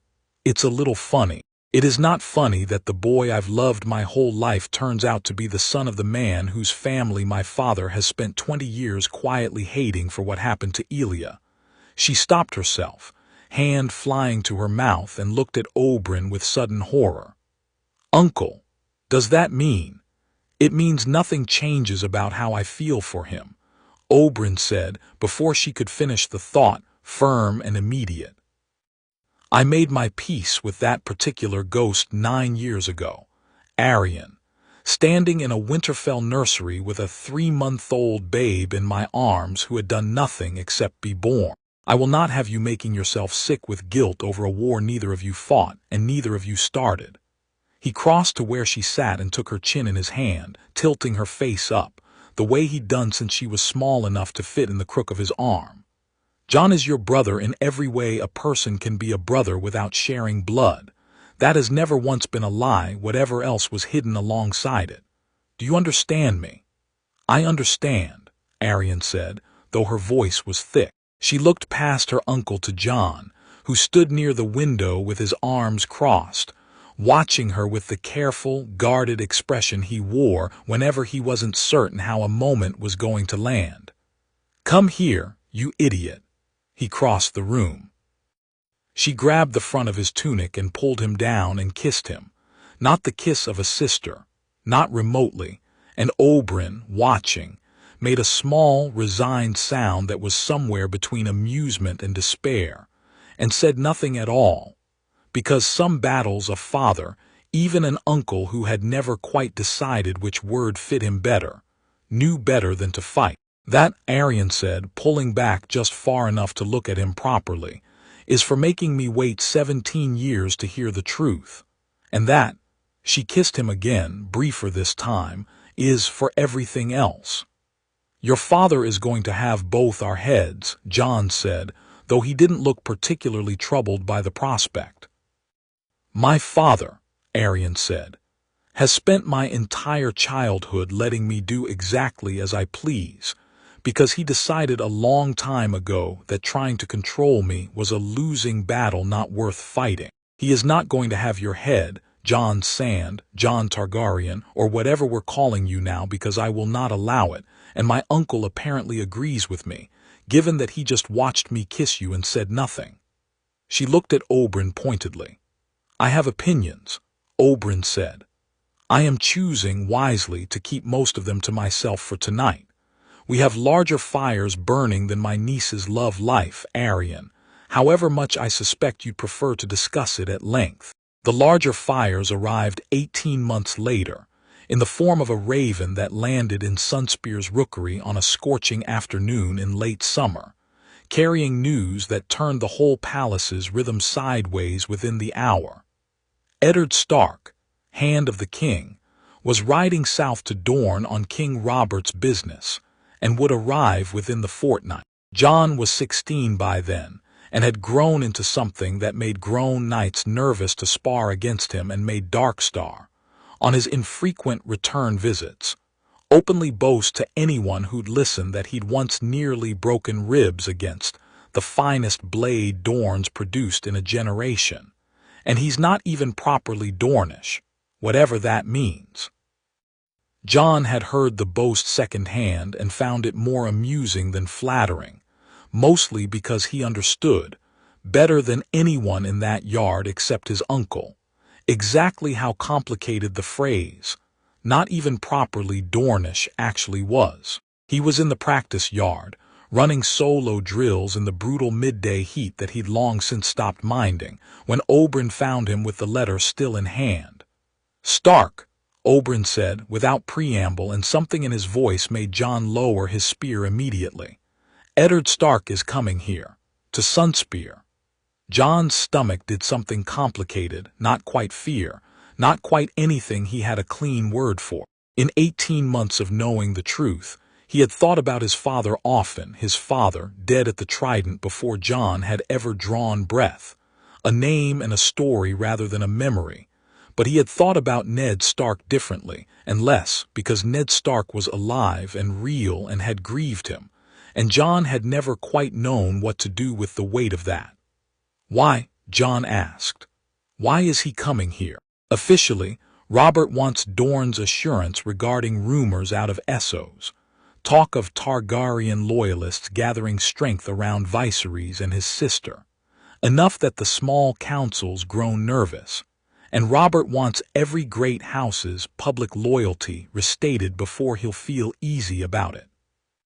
Dorne, given our history, given Elia, given the fact that we never sent men to Robert's coronation feast and have kept our distance from his court for 9 years, is apparently the house he trusts least to simply fall in line without being asked directly.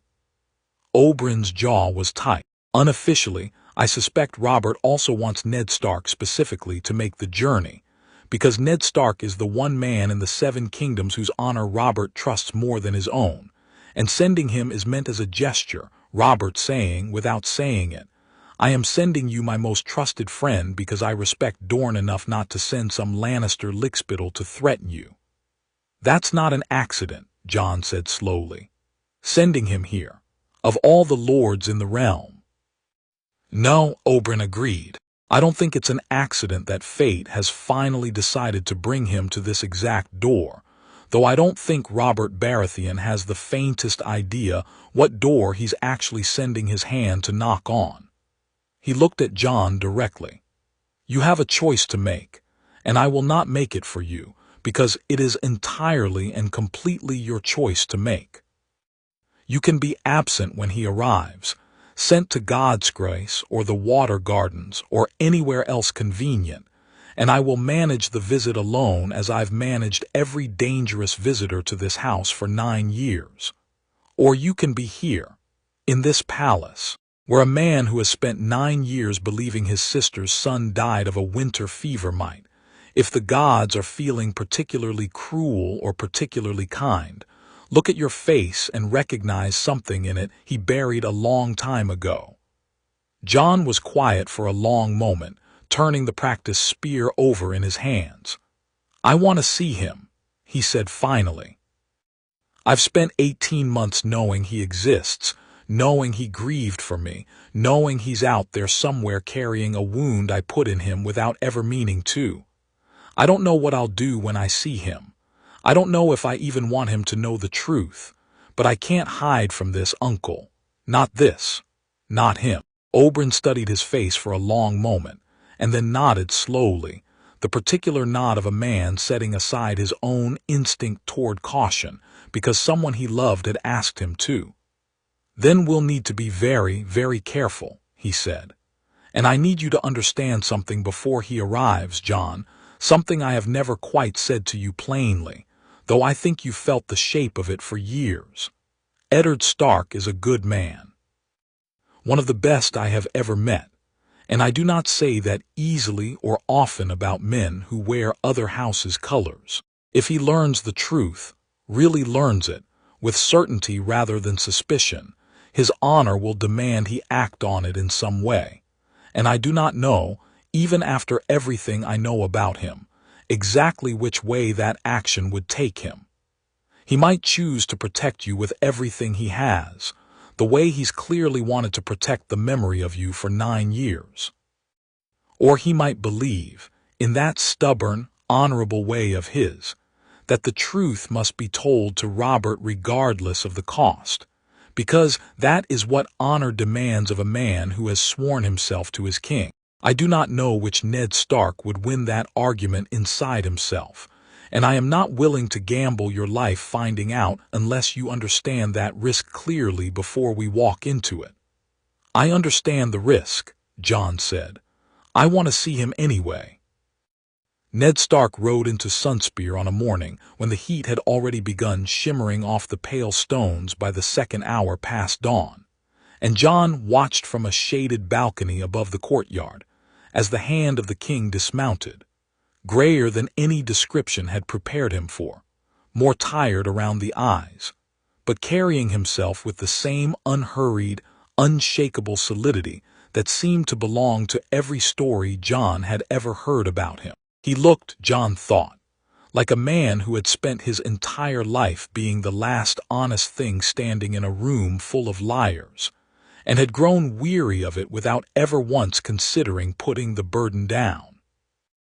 Dorne received him formally in the throne room that afternoon, with all the ceremony Dornish courtesy demanded, and none of the warmth that Dornish courtesy could offer when it chose to.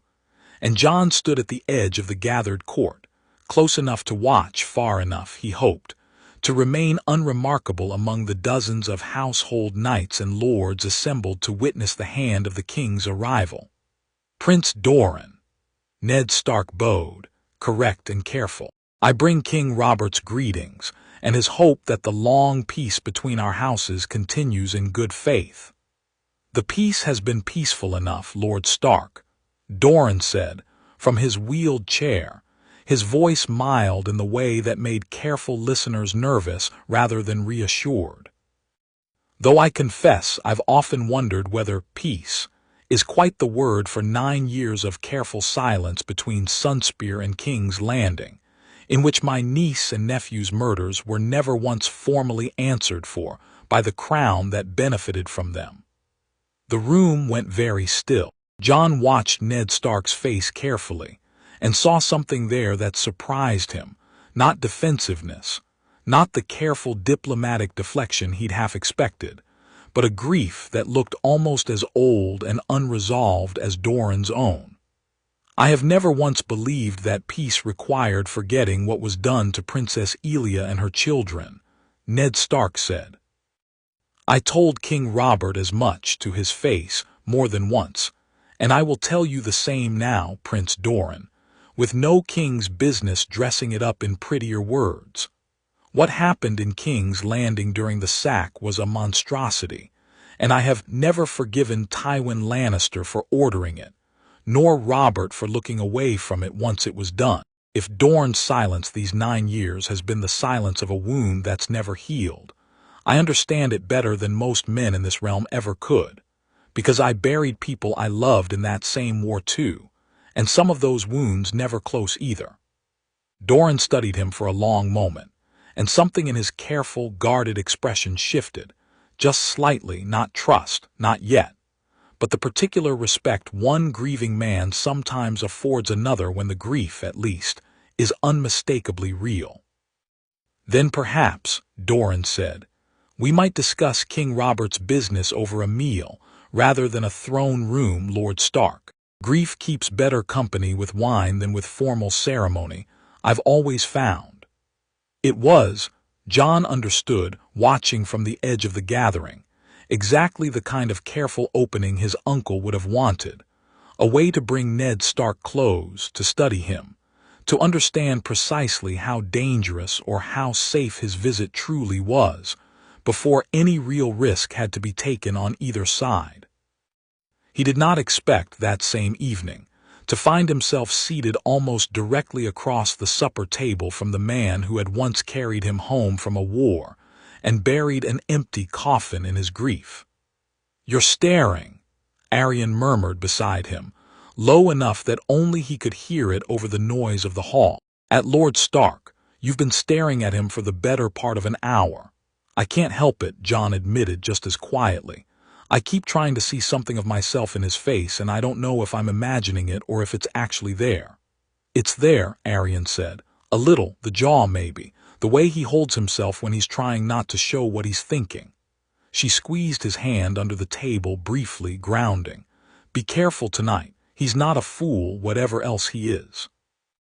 Jon didn't need the warning, though he appreciated it anyway. He had spent the whole meal deliberately positioning himself in the least remarkable seat available, speaking little, letting the conversation flow around him, the way Oberyn had trained him to disappear into a room full of more important people.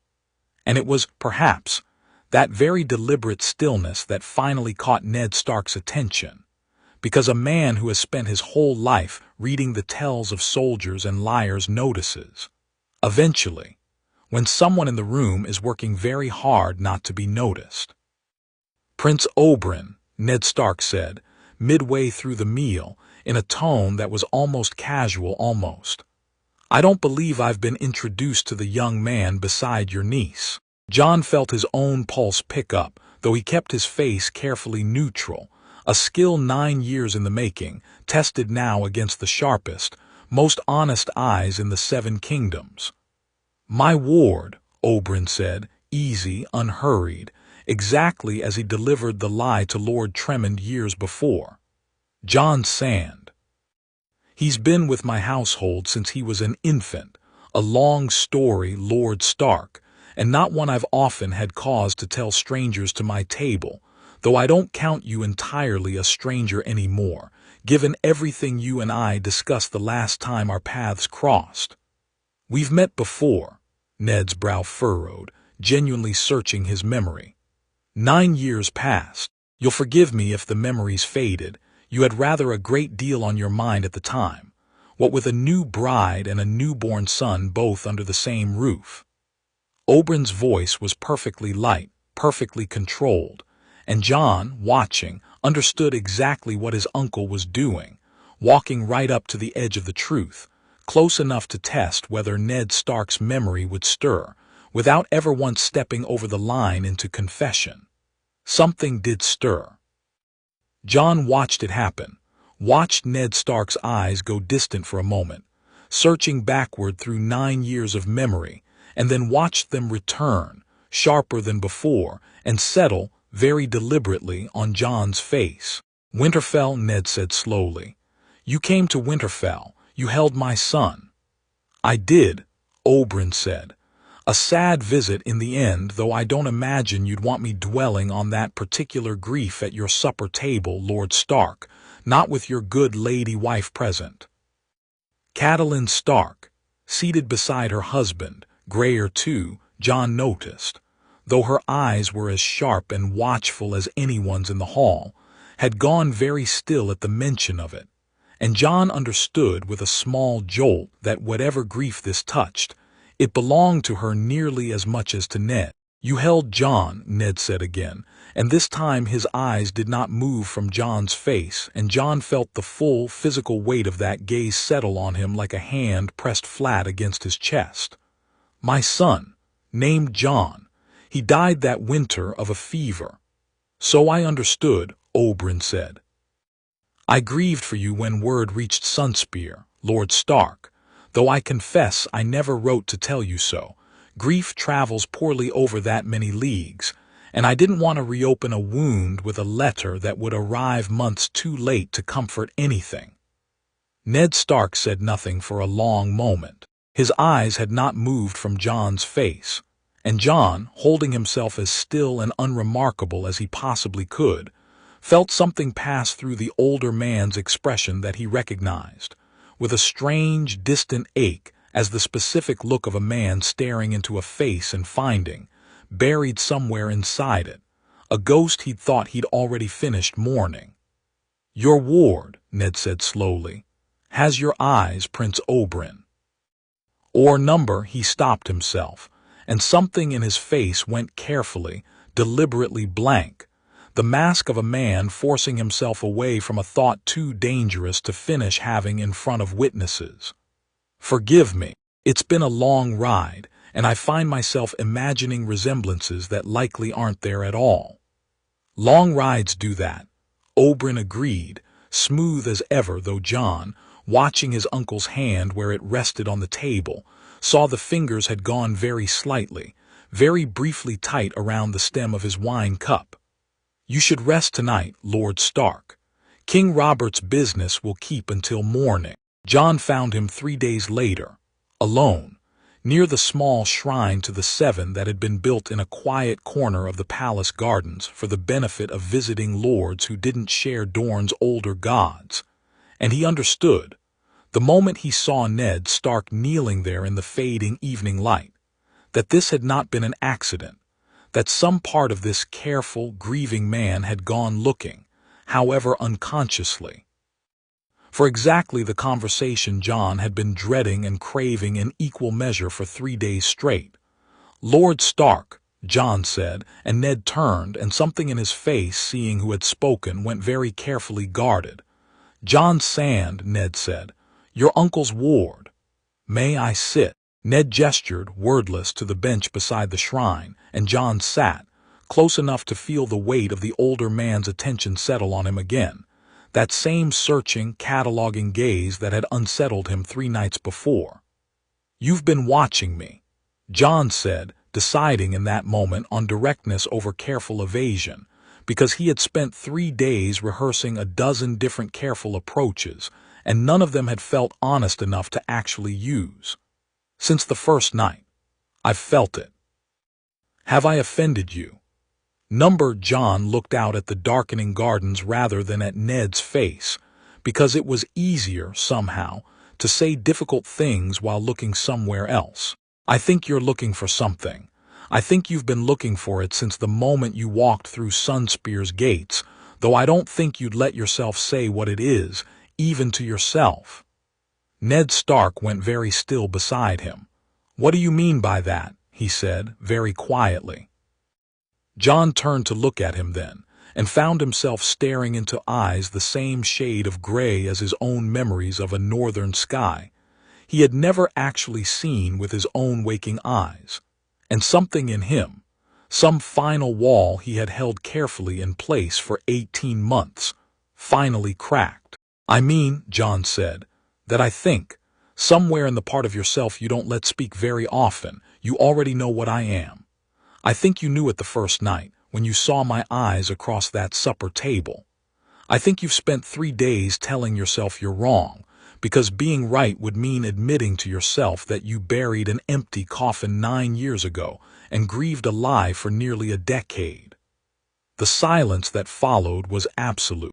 Somewhere beyond the garden walls, the ordinary sounds of Sunspear at evening continued, servants calling to each other, the distant clatter of the kitchens, the endless murmur of the sea, but within the small circle of stone and candlelight around the shrine, nothing moved at all. "Say it plainly," Ned Stark said finally, his voice rough, low, barely more than a whisper. "Whatever you're about to say. Say it plainly, boy, because I have spent 3 days and 3 sleepless nights telling myself I'm imagining ghosts in a stranger's face, and I cannot bear one more moment of not knowing whether I've been telling myself the truth or a very comfortable lie." Jon took a breath. "My name was Jon Snow," he said, "before it was Jon Sand. I was born in a tower in the Dornish marches to a woman named Lyanna Stark, and I did not die of a fever at Winterfell 9 years ago, Lord Stark. My uncle, Prince Oberyn Martell, put me into a sleep deep enough to fool an entire castle into believing I had died, and carried me south, and raised me as his own, because he understood, better than anyone else alive at that time, exactly how much danger I would have been in if the truth of my parentage had ever become known, while I was too young and too weak to protect myself against it." Ned Stark made a sound that was not quite a word, low and broken, and his hand, the same hand Jon remembered distantly, dimly, from a memory too old and too infant-blurred to be entirely reliable, touching his hair with a gentleness that had frightened Jon at the time because he hadn't understood it. That same hand came up now, trembling, and hovered near Jon's face without quite touching it, as though he were afraid even now, even with everything Jon had just told him, that touching him would prove the whole thing an illusion. "Lia," Ned said very quietly, and it took Jon a moment to understand he was saying his mother's name, not to Jon, not really, but to the empty air, to a memory 9 years buried, to a grief that had just in a single conversation been ripped entirely open again. "Gods, it's true. You're alive. You're actually—" He broke off, and Jon watched with a strange, aching pressure in his own chest, as Eddard Stark, Lord of Winterfell, Warden of the North, Hand of the King, a man whose honor and iron discipline were spoken of across the 7 kingdoms like an article of faith, put his face in his hands and wept, silently, shoulders shaking. 9 years of buried grief finally, finally finding somewhere to go. Jon did not know what to do with his own hands. He wanted, distantly, to reach out, to offer some comfort, but he had spent his entire life learning to love Oberyn Martell as a father, and some part of him did not know, yet, whether this man's grief was a claim on him he was ready to honor. "I'm sorry," Jon said finally, because it was the only true thing he could think to offer. "I'm sorry you grieved for nothing. I'm sorry my uncle made that choice without ever asking whether you'd have wanted it different." "Don't." Ned's voice was rough, wrecked, but there was no anger in it, not yet. "Don't apologize for being alive, boy. Don't you dare apologize for that." He lifted his head, and his eyes were red, wet, but there was something else there too now, something fierce and immediate cutting through the grief. "Your uncle, Oberyn Martell, he knew. He knew that night in my own hall, holding you in his arms, and he said nothing, and he took you. He saved my life," Jon said, sharper than he'd intended, and he saw Ned flinch slightly, surprised by the force of it. "Lord Stark, I need you to understand something before you decide what you feel about what he did. If word had gotten out that Lyanna Stark's son was actually Rhaegar Targaryen's, that a living dragon had survived the war everyone fought specifically to end House Targaryen forever, I would have been dead before my first name day. Robert Baratheon fought that entire war believing he was avenging Lyanna's honor, and Tywin Lannister ended it by having a soldier crack my half-brother's skull open against a wall, because he was 3 years old and carried Targaryen blood. That is the world I would have grown up in if my uncle had left me at Winterfell for the truth to eventually find. He didn't steal me from you out of cruelty. He stole me because it was the only way to keep me breathing." Ned Stark absorbed this visibly, the fierce protective grief in his face slowly settling into something more complicated, anger still, but turned now, Jon could see, less toward Oberyn and more toward the entire rotten shape of the world that had made such theft necessary in the first place. "Aegon," Ned said quietly, "Elia's son. You're my half-brother," Jon said, "dead before I could ever know him. My uncle told me everything 18 months ago. All of it, my father, my mother, the war, the sack. I know exactly what I am, Lord Stark, and exactly what it costs the people who love me to keep that knowledge hidden." "Ned," said a voice from the garden path, and both of them turned to find Oberyn Martell standing at the edge of the small shrine, a spear resting easily against his shoulder, his expression giving away nothing at all except a careful, watchful readiness that told Jon immediately that his uncle had likely been close by for most of this conversation, prepared to intervene the instant it turned dangerous. "You knew," Ned Stark said, rising from the bench, and there was real anger in it now, breaking through the grief. 9 years, Oberyn. 9 years I grieved a dead son while you raised him 3,000 leagues south, and you never once. I never once told you." Oberyn agreed, unflinching, "because telling you would have made you complicit in a secret that could have cost you everything the moment Robert or Cersei or that spider in Pentos so much as suspected you knew it. I did not keep this from you to punish you, Ned. I kept it from you to protect you, in exactly the same way I've spent 9 years protecting him." He nodded toward Jon. "You know honor, Lord Stark, better than most men alive. You do not know, I think, how heavy a secret becomes once more than a handful of people carry it. Every person who knows the truth is another thread Varys or Cersei or Tywin Lannister might eventually pull, and I was not willing to risk that thread being you, a man whose honor might have compelled you to tell your king the truth the moment your conscience demanded it. You think I would have told Robert?"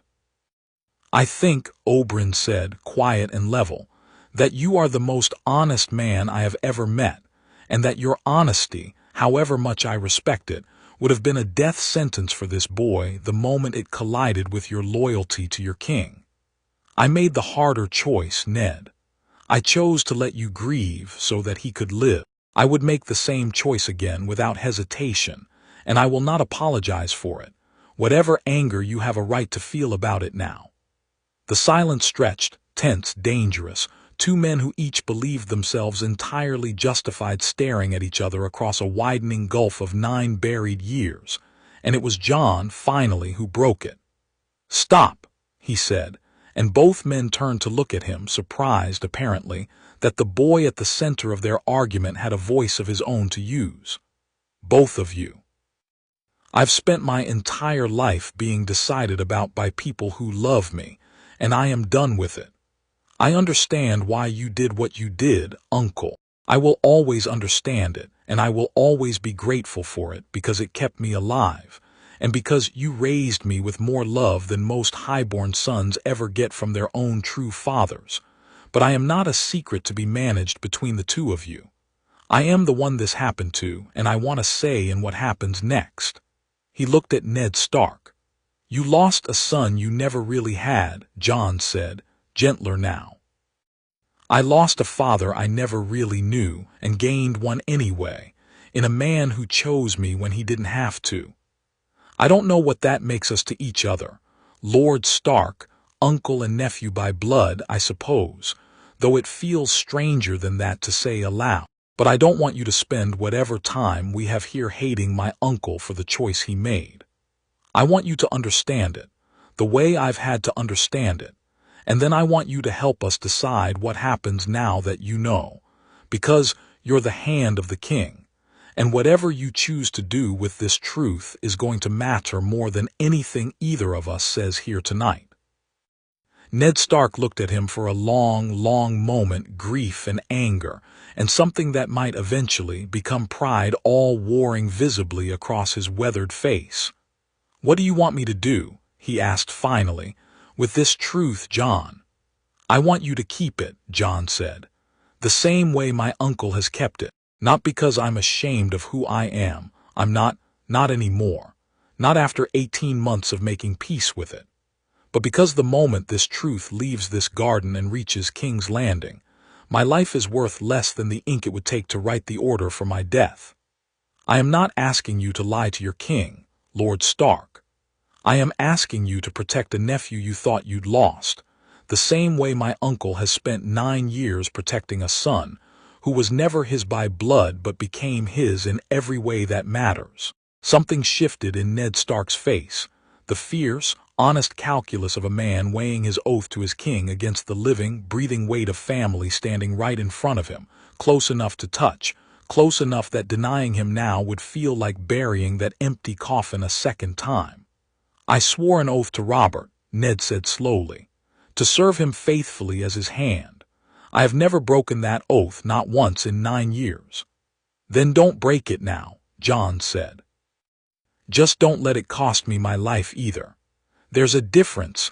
Uncle taught me that a long time ago, the difference between loyalty and blindness." Ned Stark looked between the two of them, the boy who should have died 9 years ago and hadn't, and the man who had defied every instinct of honor and law to make sure of it, and something in his shoulders, some long-held tension, finally, visibly, began to ease. "I will keep your secret," he said finally. "Gods forgive me if it's the wrong choice, but I will keep it, because I have already lost you once, Jon, and I find I have no stomach left in me for losing you a second time to protect a war that ended 9 years before you were even old enough to understand what it cost." He looked at Oberyn then, and something passed between the two men that was not quite forgiveness, not yet, but was, perhaps, the first careful step toward it. "But I want to know him, Oberyn.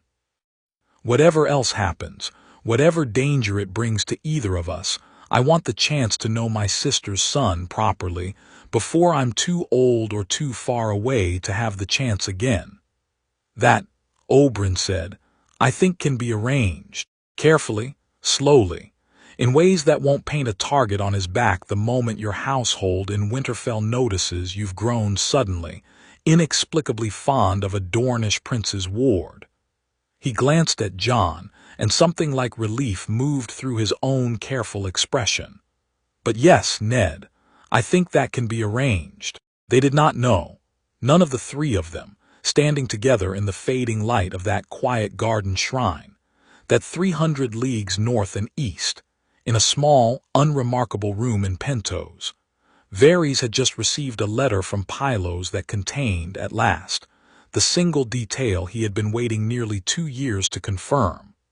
A careful, deniable account of a private, hour-long conversation between the hand of the king and Prince Oberyn's mysterious ward, conducted in a garden shrine at an hour when both men had believed themselves entirely unobserved, except by a maester's assistant who had, quite by careful design, arranged to be tending the shrine's candles at exactly that hour. Varys read the letter twice, set it down on his desk, and sat for a long time in silence, weighing the enormous, dangerous shape of what he now believed, with something close to certainty, to be true. Then he began, carefully, methodically, to write the letters that would set the next stage of everything in motion. Chapter 5. The dragon's shadow. The letter arrived in King's Landing folded inside a bolt of Myrish lace, delivered to the Tower of the Hand's own steward by a merchant who had no idea what he carried, and by the time Cersei Lannister read it twice by candlelight in her own chambers, her hands were not quite steady.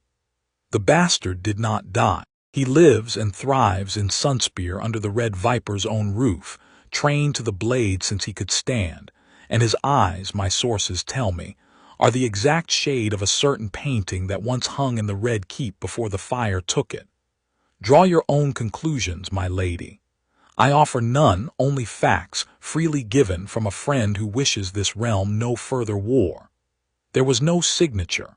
There never was with letters like this. A friend, Cersei murmured to the empty room, and laughed, low and humorless, because she had lived long enough at court to know that men who called themselves friends in unsigned letters were never anything of the sort. They were merchants of chaos, selling fear to whoever would pay best for it. And the fact that this particular fear had been given to her for free told her, more than anything else in the letter's careful phrasing, exactly how dangerous the information actually was. A living son of Rhaegar Targaryen, grown now, if the letter's arithmetic held true, into something close to a young man, trained by the single most dangerous duelist in the 7 kingdoms, hidden for 9 years in the one corner of the realm that had every reason in the world to want the Lannisters and the Baratheons both to suffer. She thought of Robert, 3 floors below in his own chambers, likely drunk, likely with some serving girl, entirely unaware that the war he'd fought half his life to win might not, after all, be finished. She thought of what he would do if he knew, the specific, violent, uncomplicated fury of a man who had killed Rhaegar Targaryen with his own hammer, and had spent every year since trying, not quite successfully, to convince himself the crown had been worth the cost. He would want the boy dead. He would want it publicly, loudly, in a way that would force Dorne's hand entirely. And Dorne, Cersei knew with the particular clarity of a woman who had studied every house in the realm for exactly this sort of weakness, was not a house that absorbed insults quietly.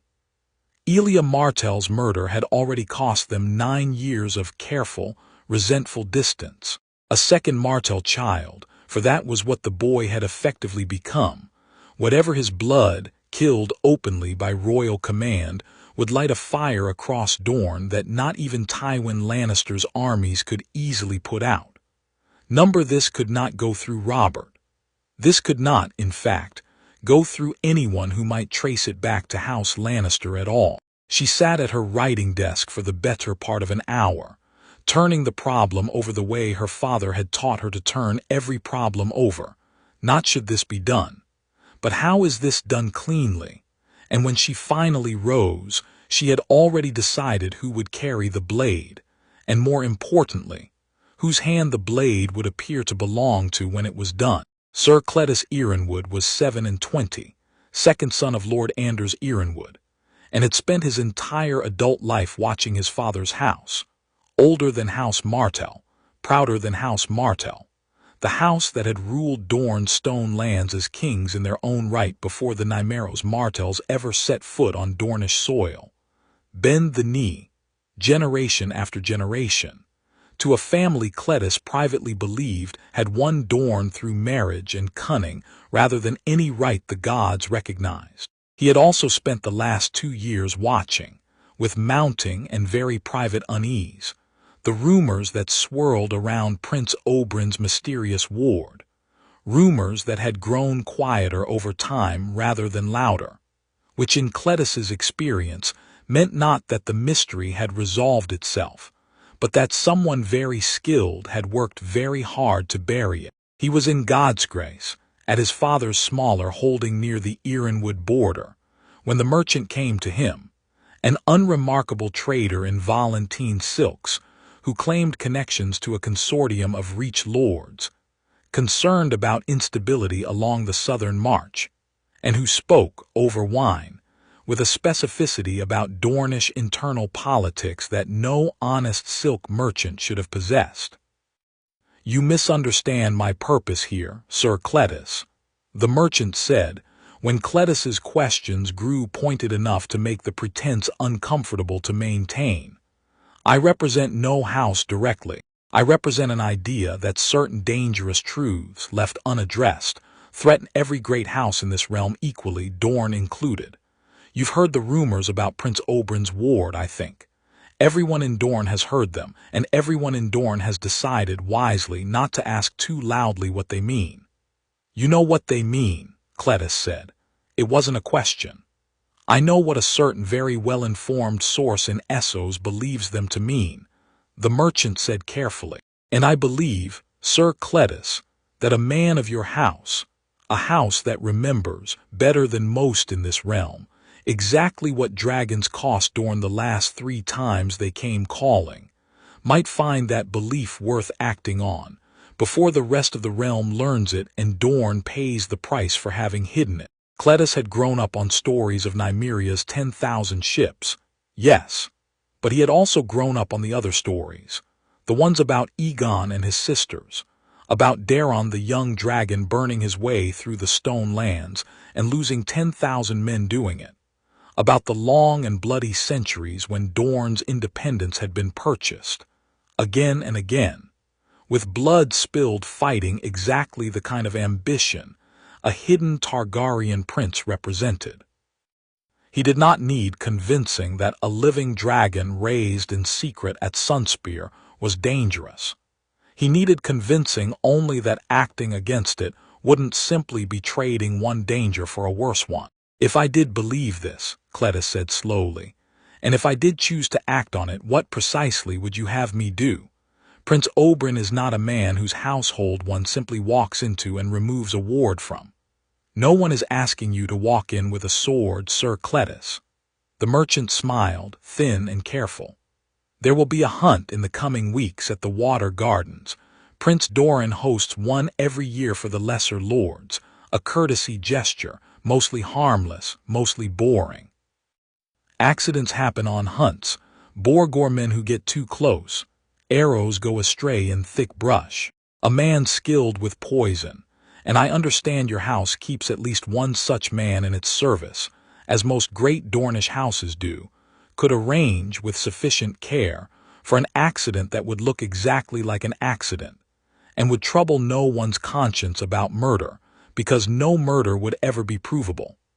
If it succeeds, House Ironwood removes a threat to Dorne that House Martell was too sentimental to remove itself. If it fails, well, no blade of yours will ever have touched him, Sir Cletus, and no one will ever prove your name belongs anywhere near what happened." Cletus sat with that for a long time after the merchant left, turning it over exactly the way the merchant had known he would, weighing his house's old grievances against his own genuine, deeply held belief that dragons had never once brought Dorne anything but fire and grief. He told himself that night that he was protecting Dorne. He told himself the same thing every night for the following 3 weeks, Right up until the morning, he rode for the water gardens with a small vial of colorless liquid sewn carefully into the lining of his riding cloak. The water gardens in high summer were the closest thing to paradise Jon had ever imagined existing anywhere in the Seven Kingdoms.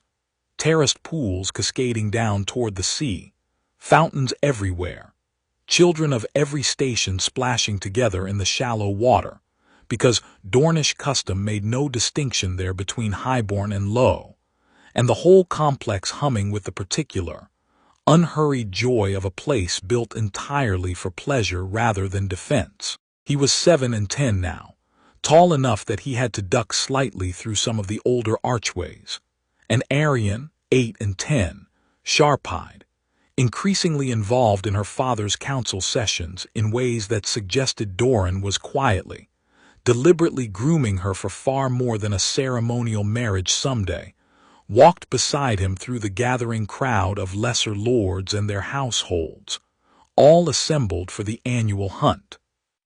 "You're distracted," Arianne said, low enough that only he could hear it over the noise of the crowd. "I don't like crowds like this," Jon admitted. "Too many people I don't know well enough to read."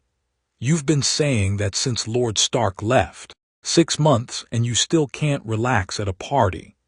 "6 months since I found out Varys had a spy watching me in my own household," Jon said. "Forgive me if I've developed a healthy suspicion of unfamiliar faces at large gatherings." Ned Stark had returned north 4 months prior, their careful, quiet reconciliation intact. A slow correspondence begun between them under names and phrasing dull enough that no curious eye reading the letters would think twice about their contents. But the parting had come with a warning, delivered by Ned himself in that same garden shrine, grave and unmistakable. "If Varys knows enough to send a man watching you, Jon, he knows enough to act on what that man reports. You should assume, from this day forward, that your safety is no longer a private matter between you and your uncle. It is a matter of state now, whether either of you wanted it to become one." Oberyn had removed Pylos from the household within the week, quietly, without violence, simply arranging for a sudden, generous offer of advancement at a different maester's holding far from Sunspear, an offer too good for an ambitious young man to refuse and too subtle to raise suspicion about why it had been made. But removing the messenger did not undo the message already sent, and both Jon and Oberyn understood that whatever Varys now believed about Jon's parenthood had already left Dorne's borders months ago, carried across the narrow sea in careful, deniable letters that could not be called back. "Uncle's doubled the household guard around us both," Arianne said. Quietly, "I noticed 3 new faces among the servers today who move like soldiers instead of servants. I noticed 2. Jon's eyes swept the crowd again, out of habit now more than active suspicion. "Doesn't mean the danger's here today specifically. Could be anywhere, could be months from now. Or it could be today specifically, at a hunt where half the lesser lords of Dorne are gathered together, and no one would think twice about a stray arrow." Jon looked at her, surprised despite himself. "You've been thinking about this." "I think about everything, Jon. It's rather the point of me." She smiled, but there was real seriousness underneath it. "My father's been unusually careful about the guest list this year.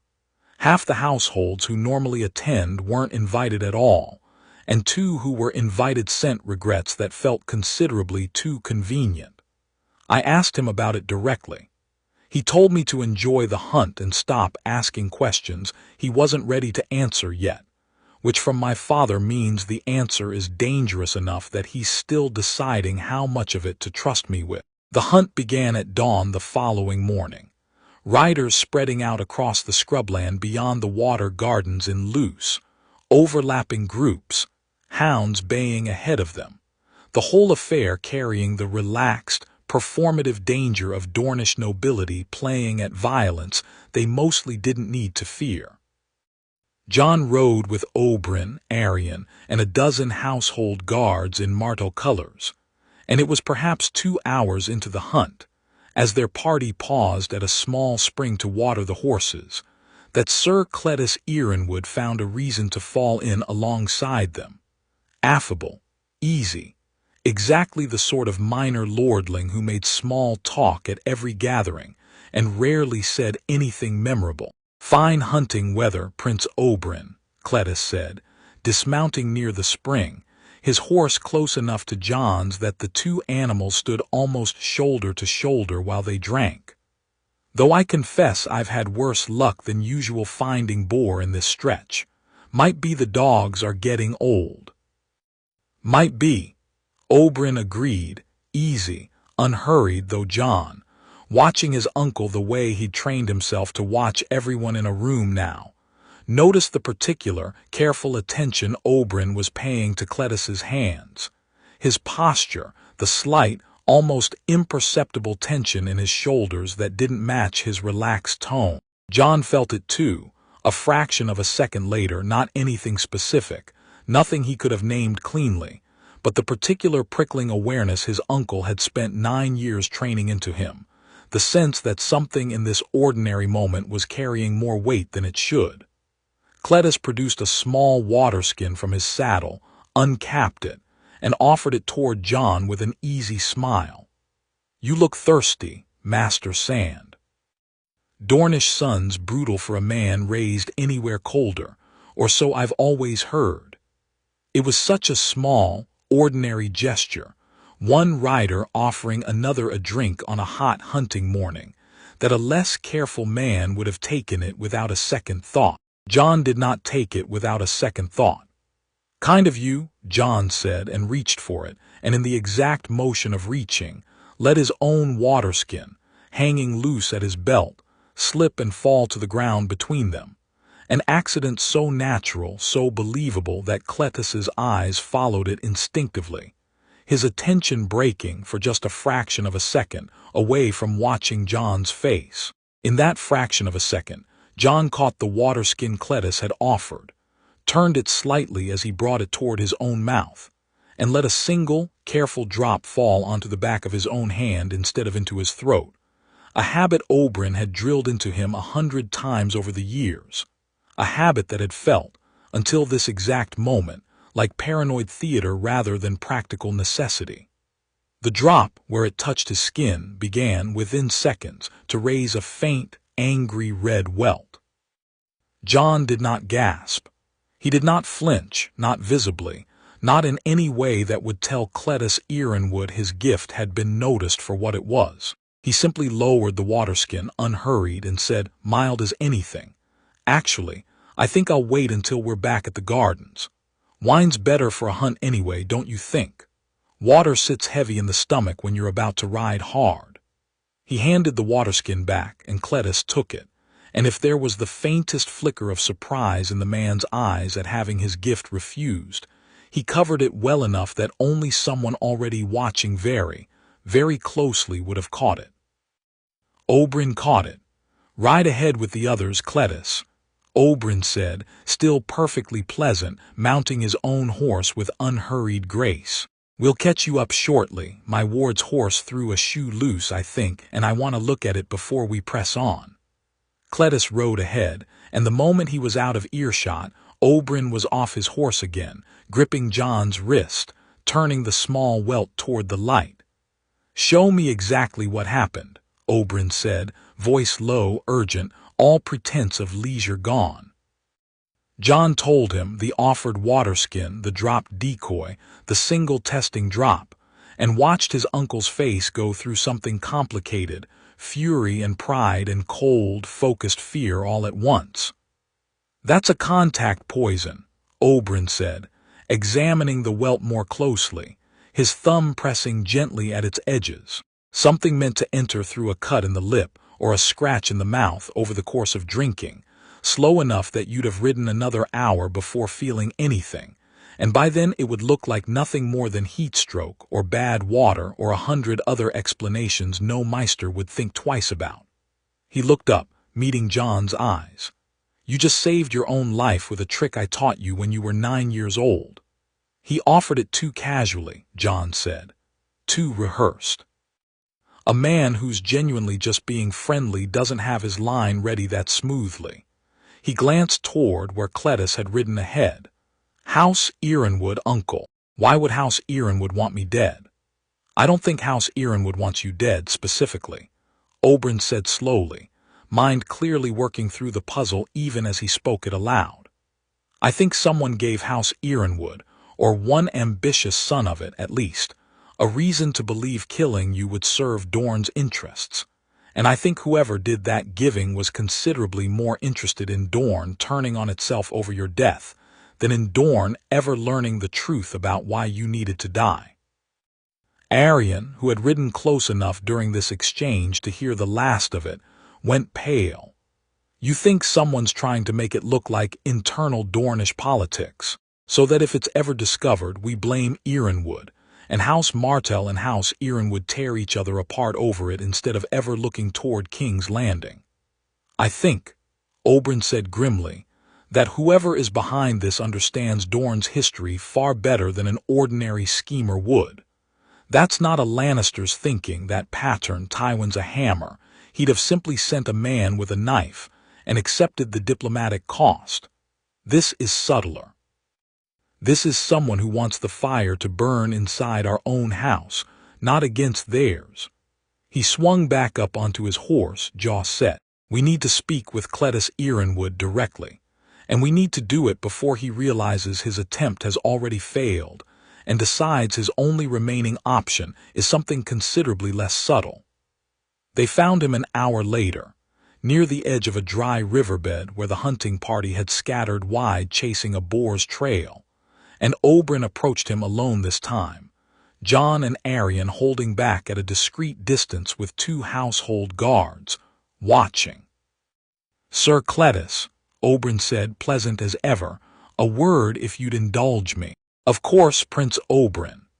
Cletus's smile was steady, practiced, and Jon, watching from a distance, thought, with a strange, cold clarity, that this was a man who had genuinely convinced himself he was doing something honorable, which made him, in some ways, more dangerous than a man who knew himself to be a simple hired blade. Whatever was said between them, Jon couldn't hear the words at that distance, but he watched the conversation's shape change, watched Cletus's easy posture stiffen, watched his hand drift, briefly, toward the hilt of his sword before some final, desperate calculation talked him out of drawing it against the red viper of Dorne in the middle of an open field with witnesses.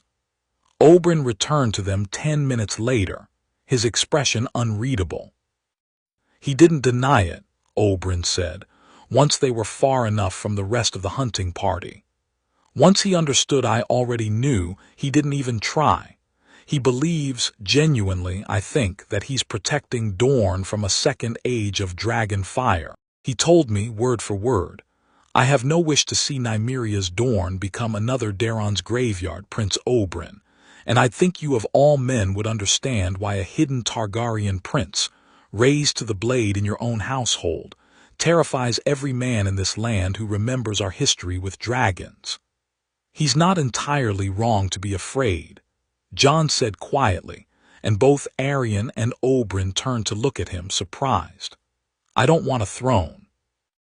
I've told you that 100 times, uncle, and I meant it every time.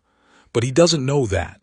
He can't know that. All he sees is exactly what you were afraid of, the whole reason you kept this a secret for 9 years. A hidden dragon, trained dangerous, close enough to Martell power that no one could easily separate the two. From where he's standing, killing me probably does look like protecting Dorne. Understanding his reasoning does not mean forgiving his methods, Oberyn said sharply. He tried to poison you, Jon. Whatever fear drove him there, the fact remains that he stood 2 feet from you with murder in a waterskin and a smile on his face. I have no interest in absolving that. I'm not asking you to absolve it, Jon said. I'm asking you to think about who put that fear in his head in the first place, because Sir Cletus Ironwood didn't wake up one morning and independently decide, after 9 years of silence, that today was the day to poison me. Someone gave him a reason and a plan and probably gold to make the plan feel worth the risk. That's the real threat, Uncle. Cletus is a symptom. Someone else is the disease. Oberyn looked at him for a long moment, and something in his expression shifted from pure fury toward something more contained, more strategic. The look Jon had learned to recognize as his uncle switching, mid-conversation, from a father's rage into a Prince of Dorne's calculation. "You're right," Oberyn said. "Which means we need Cletus alive and talking, and we need to do it in a way that doesn't turn this into an open war between House Martell and House Ironwood before we understand who's actually pulling the strings behind it." Lord Anders Ironwood arrived at the Water Gardens 2 days later, summoned by a raven from Dorne that had said only that a matter of grave importance concerning both their houses required his immediate personal attention. And Jon, watching from a shaded colonnade as the old lord dismounted, tense and wary, understood exactly how carefully Dorne had chosen his words, precise enough to guarantee Anders's presence without alarming him into arriving with an army. The meeting that followed happened behind closed doors, Dorne and Oberyn on one side, Anders Ironwood and his son Cletus, pale, sweating, clearly terrified, on the other. And Jon and Arianne were not permitted inside, though Jon suspected, correctly, that his uncle had arranged the seating specifically, so that Jon's own voice, if needed later, could still be brought to bear without exposing him to Lord Anders's direct scrutiny before the situation was fully understood. He learned what happened only afterward, from Oberyn, in the privacy of the same solar, where so many of the household's dangerous truths had been spoken over the years. Anders had no idea, Oberyn said, pouring wine for both of them with hands that had finally, hours later, stopped carrying the tight, controlled fury of that morning at the riverbed. That much became clear within the first few minutes. The old man went white as bone when Dorne laid out what his own son had attempted, and I believed every second of his shock, because Anders Ironwood is a proud man but not a stupid one, and he understood immediately what a war between our houses over an attempted poisoning would cost Dorne, whatever the truth behind it. And Cletus confessed everything once his father made clear that silence would cost him considerably more than honesty would. Oberyn's jaw tightened. A merchant, unnamed, careful, claiming to represent concerned reach lords, but paying in gold too refined and too plentiful for any merely concerned lordling to have spared. Cletus never learned who was actually behind the coin, and I believe him, because a man clever enough to plan an accident this carefully wouldn't have been careless enough to let his instrument know who truly held the strings. King's Landing, Jon said. It wasn't a question.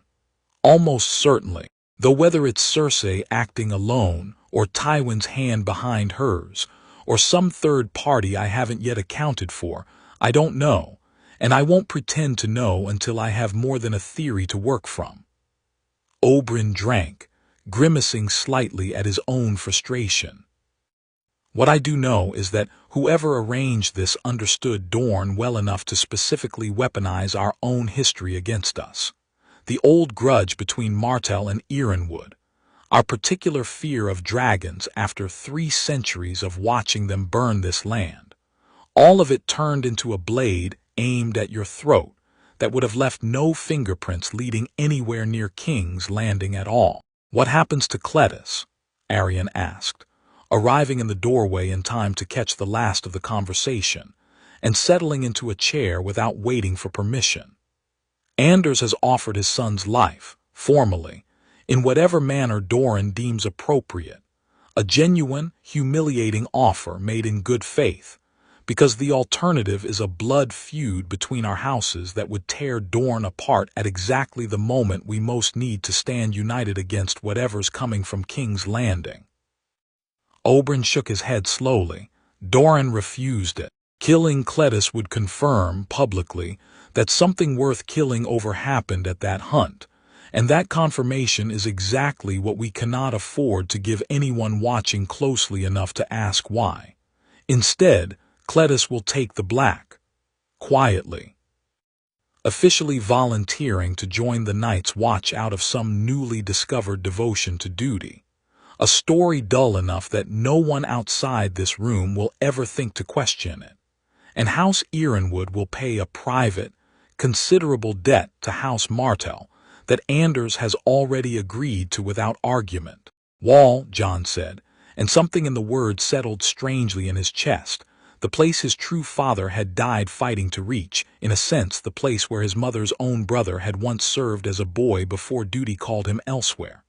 The Wall, Oberyn confirmed.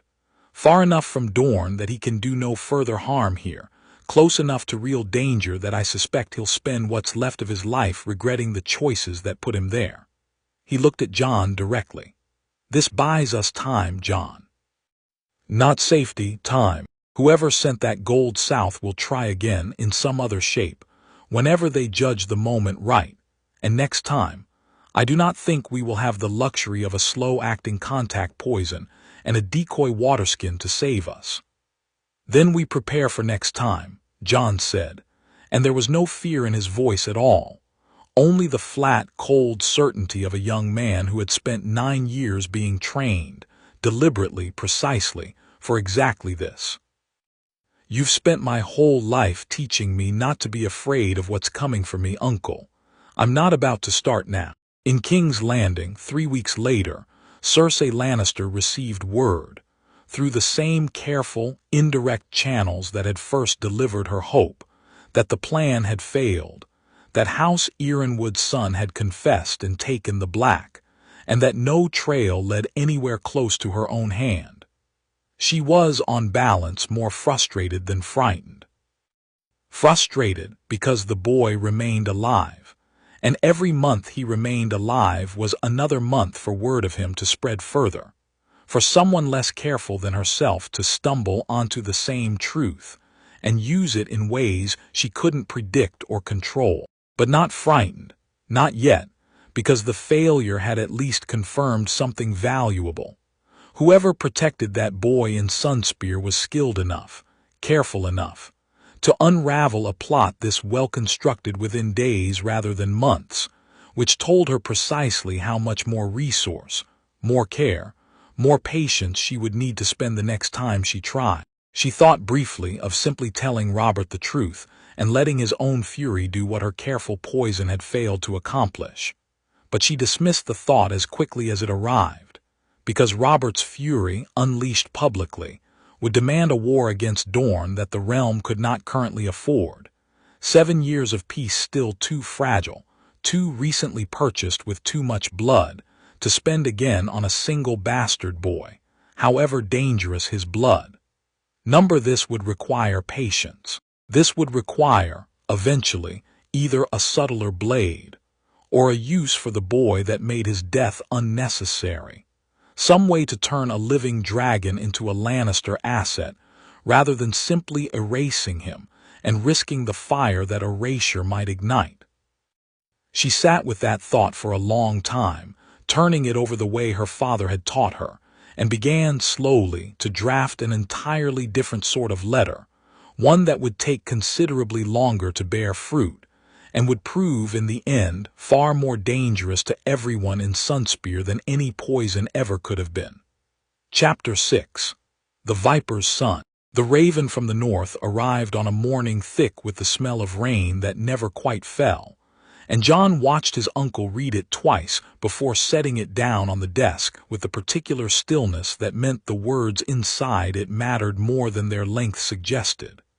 "Ned," Oberyn said, by way of explanation, before Jon had even asked. "He writes that Robert's grown restless this past month. Talk at court of Essos, of Targaryen loyalists gathering strength around Viserys faster than anyone expected. Enough that Robert's small council spent 3 full days arguing about whether it's worth the gold to have him quietly removed before he becomes a genuine problem. Varys argued against it, apparently. strongly, which Ned found strange enough to mention, because Varys has spent a decade quietly encouraging exactly that kind of removal whenever a Targaryen's name comes up. Why would he argue against it now? Because I think, Oberyn said slowly, working through it as he spoke, that Varys has decided Viserys is a fool not worth the investment of a crown, but that his sister Daenerys might be worth considerably more if given time to grow into whatever she's becoming out there. And I think, more troublingly, that a spider who's already spent 2 years confirming your existence has started doing the same arithmetic about you that he's doing about her. Which of you is the better instrument? Which of you serves his purposes, and which of you is simply in the way of them? Jon felt something cold settle in his stomach that had nothing to do with the weather. You think he sees me as competition for whatever he's building around Daenerys? I think a man who has spent his entire life patiently arranging pieces on a board does not enjoy discovering a piece he didn't place there himself, Oberyn said. Especially not a piece as dangerous as you've become, Jon, trained by me for 9 years in exactly the skills that make you difficult to remove and difficult to ignore. Cletus Ironwood's failure told Varys, or whoever he answers to, or whoever answers to him, I still don't know the true shape of who's pulling which strings, that a subtle domestic accident wasn't going to be enough. That means whatever comes next will be less subtle, or considerably more skilled, or both. When? I don't know, Oberyn admitted, and it cost him something to say it. Jon could tell. His uncle had built his entire life around knowing things before other men did, and admitting ignorance sat poorly with him even after everything. But Ned's letter carries a warning underneath the news, and I trust his instincts about danger more than I trust almost anyone's outside this household. He believes something is coming, Jon, and I believe him. Arianne's 20th name day fell 3 weeks later, and Dorne, in a rare gesture of public celebration that surprised half his own court, declared it would be marked with a proper feast, the largest Sunspear had hosted in years. Lords from every corner of Dorne invited, wine flowing from the moment. The sun cleared the walls until well past when it set again. He's making a statement, Arianne told Jon, the two of them standing together on a balcony overlooking the courtyard where servants were already stringing banners between the pillars, 3 days before the feast itself. My father doesn't do anything this large without a reason buried underneath it. What reason? I think, Arianne said, turning to look at him directly, something careful and deliberate in her expression, that he means to use my name day as cover for something he's wanted to do for a long time and never found the right moment for. I think he means to announce a betrothal. Jon's chest tightened. Whose? Don't be an idiot, Jon Sand. She stepped closer, close enough that he could see the flecks of gold in her dark eyes, close enough that whatever careful distance either of them had maintained in public for the past 2 years suddenly felt very thin indeed. Mine, to you.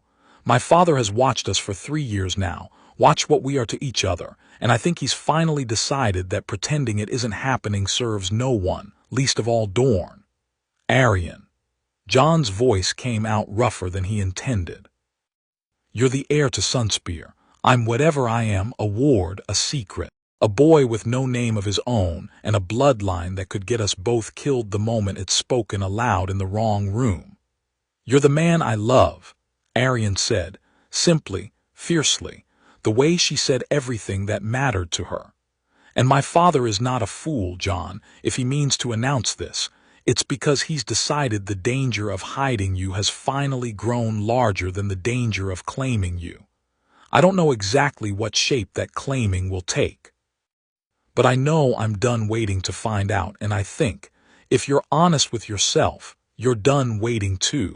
Jon looked at her for a long moment, and then, because there was nothing else true enough to say, he kissed her properly, without the careful restraint they'd maintained in public spaces for years.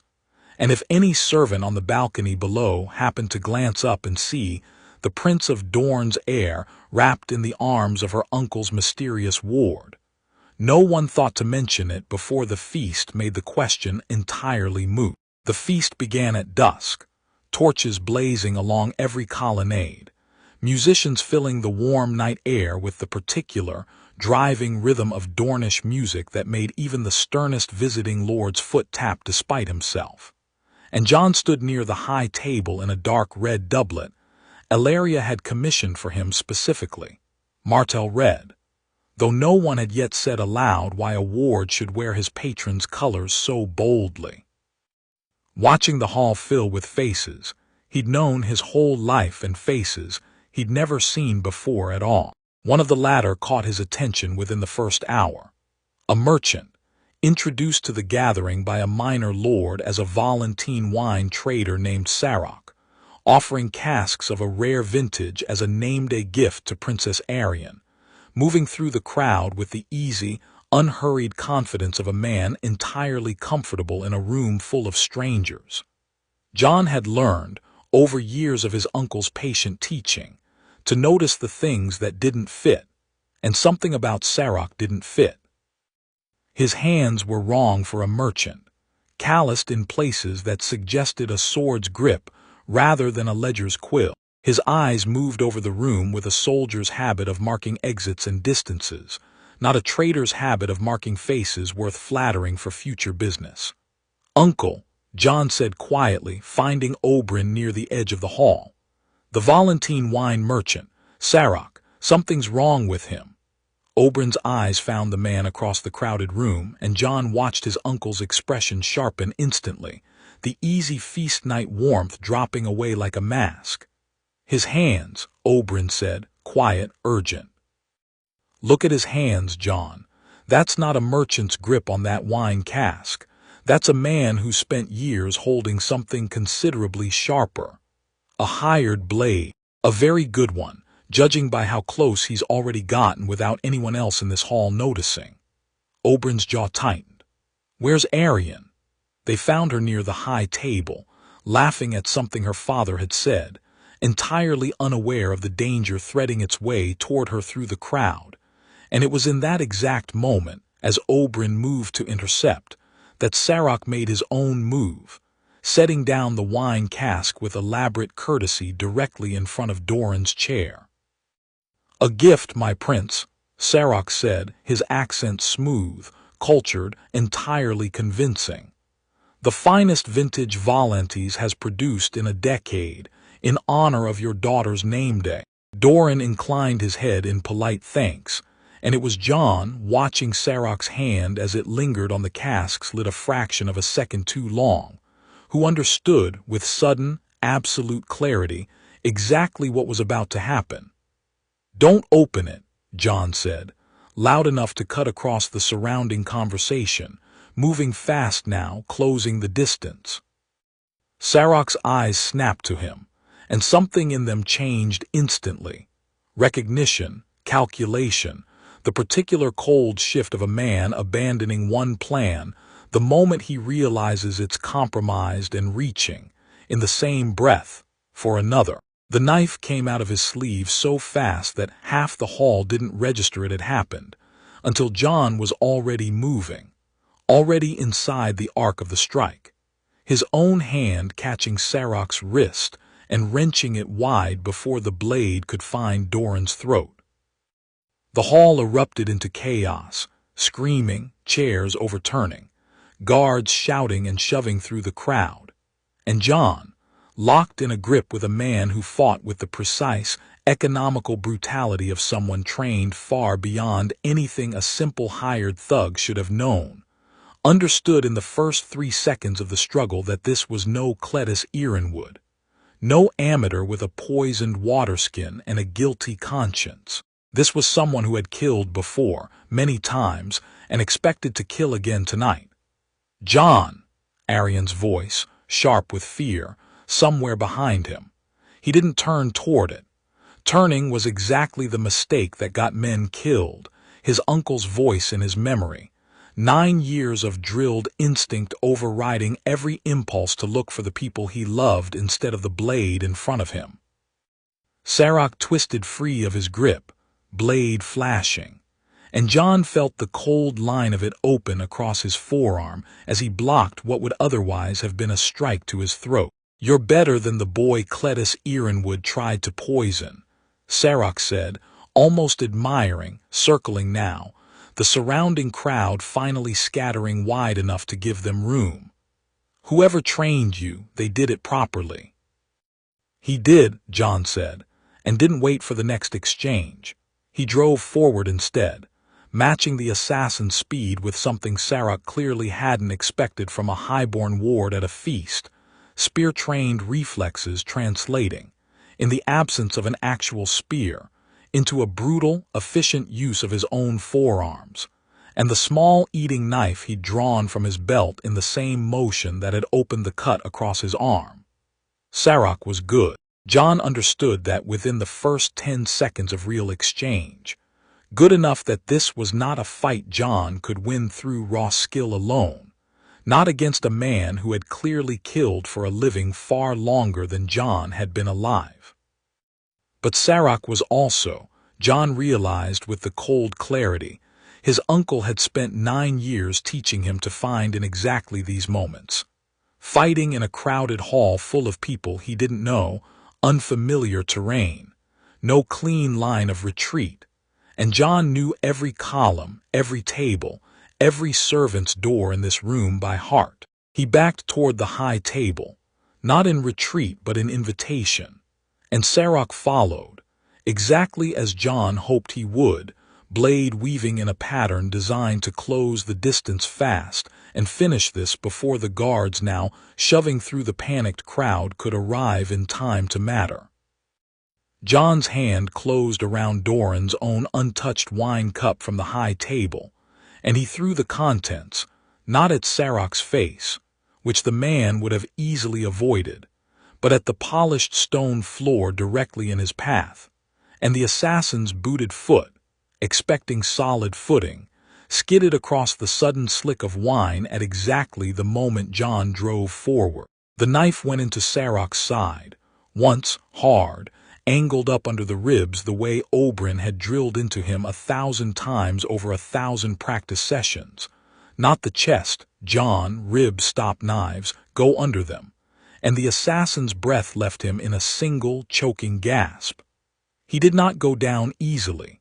Men trained as thoroughly as Sarok rarely did. His own blade came around in a last, desperate arc that would have opened Jon's throat if Oberyn hadn't arrived in that exact instant, spear already in hand. Someone, likely Ilaria, had thought to bring him one the moment the chaos began, and driven the point clean through Sarok's chest from behind with a force that ended the fight instantly and permanently.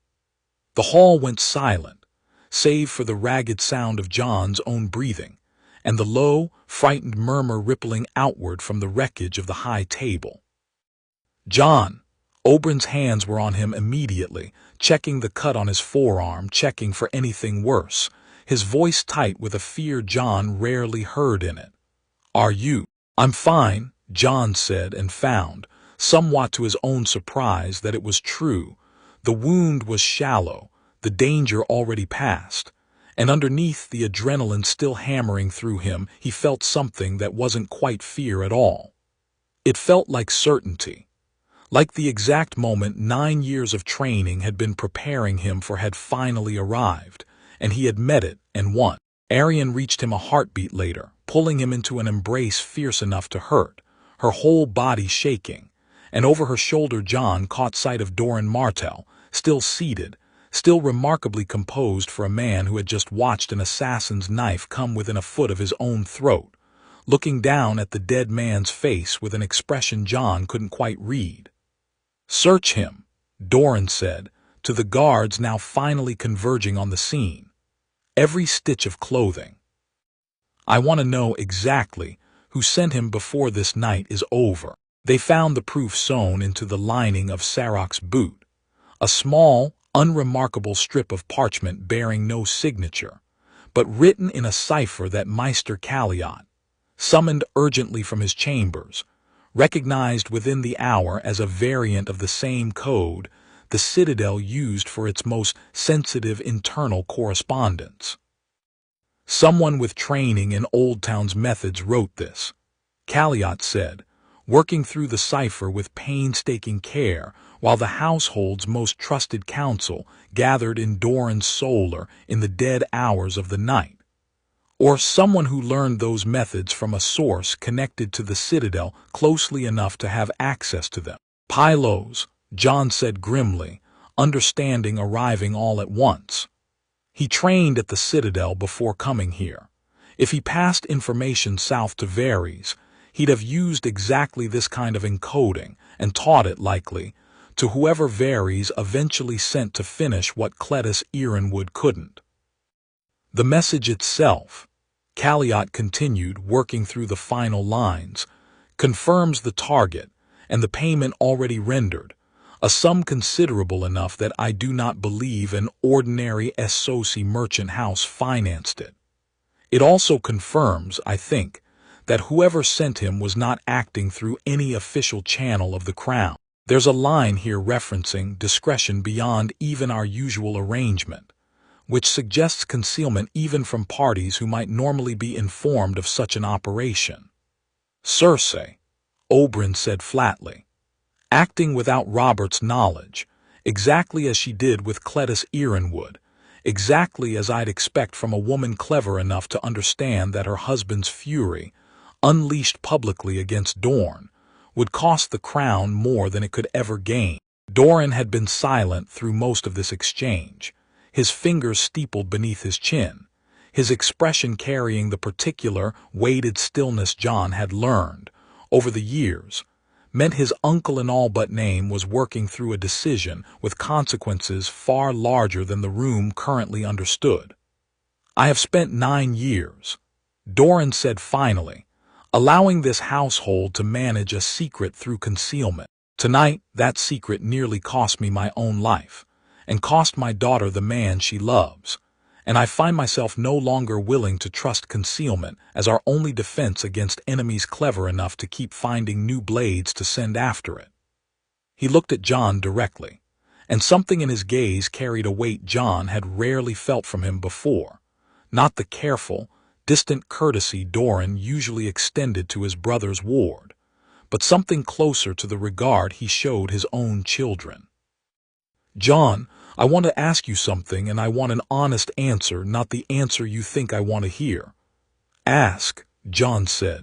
If I told you tonight that Dorne intended to stop hiding what you are, to acknowledge you openly, publicly, as a son of this house in every way that matters, blood or no blood, and to make clear to the entire realm that any hand raised against you would be answered as an act of war against House Martell itself, would you welcome that? Or would you fear it, as another cage built to keep you safe by making you smaller? Jon thought about the question carefully, the way his uncle had taught him to think about every serious question, not for the answer that sounded best, but for the answer that was actually true. I've spent my whole life being protected by silence, Jon said slowly. Tonight, silence nearly got Princess Arianne's father killed, and it nearly got me killed twice now, and I'm done believing that hiding is the same thing as being safe. I don't want to be smaller, my prince. I never have. If Dorne means to stand behind me openly, I would welcome it, not because I want a throne, or a crown, or any part of the war my birth was supposed to start, because I'm tired of being a secret other people fight over in the dark. I'd rather be a threat men have to think twice about in the light, something that might have been the first genuine smile Jon had ever seen from Oberyn Martell crossed the older man's tired face. Good, Doran said, because that is precisely what I intend to make you. The announcement came 3 days later, at a formal gathering of every lord who had attended Arianne's name-day feast and remained in Sunspear to see how House Martell would answer an assassination attempt in its own great hall. And Jon stood at the center of it, dressed in Martell red once more, Arianne's hand in his, while Oberyn Martell rose from his wheeled chair with the help of 2 attendants, an act of physical effort Jon had rarely seen him make. Precisely because the gesture itself carried weight no words could fully replace. 9 years ago, Dorne said, his voice carrying easily across the silent hall, my brother Oberyn brought a child into this household under circumstances he judged, at the time, too dangerous to share even with me in full. I have known the truth of that child's birth for some years now, and I have chosen until this week to let that truth remain quiet, because quiet seemed the safer path for a boy who had done nothing except be born into a war he never fought. He paused, letting the weight of the moment settle over the gathered lords. That safety was tested 3 nights ago, in this very hall, by a hired blade sent by hands I will not name publicly tonight, though I promise every lord here that I know precisely whose interests that blade served, and I will not forget it. I have decided, in the wake of that attempt, that quiet has become more dangerous than truth. So I will speak the truth plainly here before all of you, and I ask that every lord in this hall carry it home to whatever corner of Dorne he answers to. Jon felt Arianne's hand tighten around his own. Jon Sand, Dorne continued, is the last living son of Rhaegar Targaryen, born of Lyanna Stark, hidden and raised by my brother for 9 years to keep him alive against enemies who would see every trace of House Targaryen erased from this world. He carries no claim on any throne, and he has told me himself, with more conviction than I've heard from most men twice his age, that he wants none. But he is also, in every way that matters beyond blood, a son of this house, trained by my brother, loved by my daughter, and as much a part of Sunspear's future as any child born within these walls by right of birth alone. I name him, from this day forward, under the protection of House Martell in full, and I promise every lord in this hall, and every power beyond Dorne's borders who might think a hidden secret was easier to kill than an openly acknowledged prince of this house. Any hand raised against Jon Sand from this day forward will be answered as a hand raised against Dorne itself, and Dorne, as history has taught every enemy foolish enough to test it, does not forgive such insults quietly. The silence that followed was absolute, and then slowly from somewhere near the back of the hall, a single lord began to applaud. Anders Ironwood, Jon realized, watching with something like disbelief, the old man's face carrying the particular grim satisfaction of someone honoring a debt he still felt he owed, and the applause spread, gathering strength, until the whole hall rang with it. Oberyn, standing near the high table, caught Jon's eye across the crowd, and there was nothing guarded in his expression at all, only pride, open and unmistakable, the pride of a man who had carried a secret for 9 years out of fear and love in equal measure, and had finally, at long last, set it down. The formal betrothal was announced that same evening, folded into the celebration with a deliberate, defiant joy that Jon understood, even as he lived it, was itself a kind of message. Dorne was not cowering after an assassination attempt in its own great hall.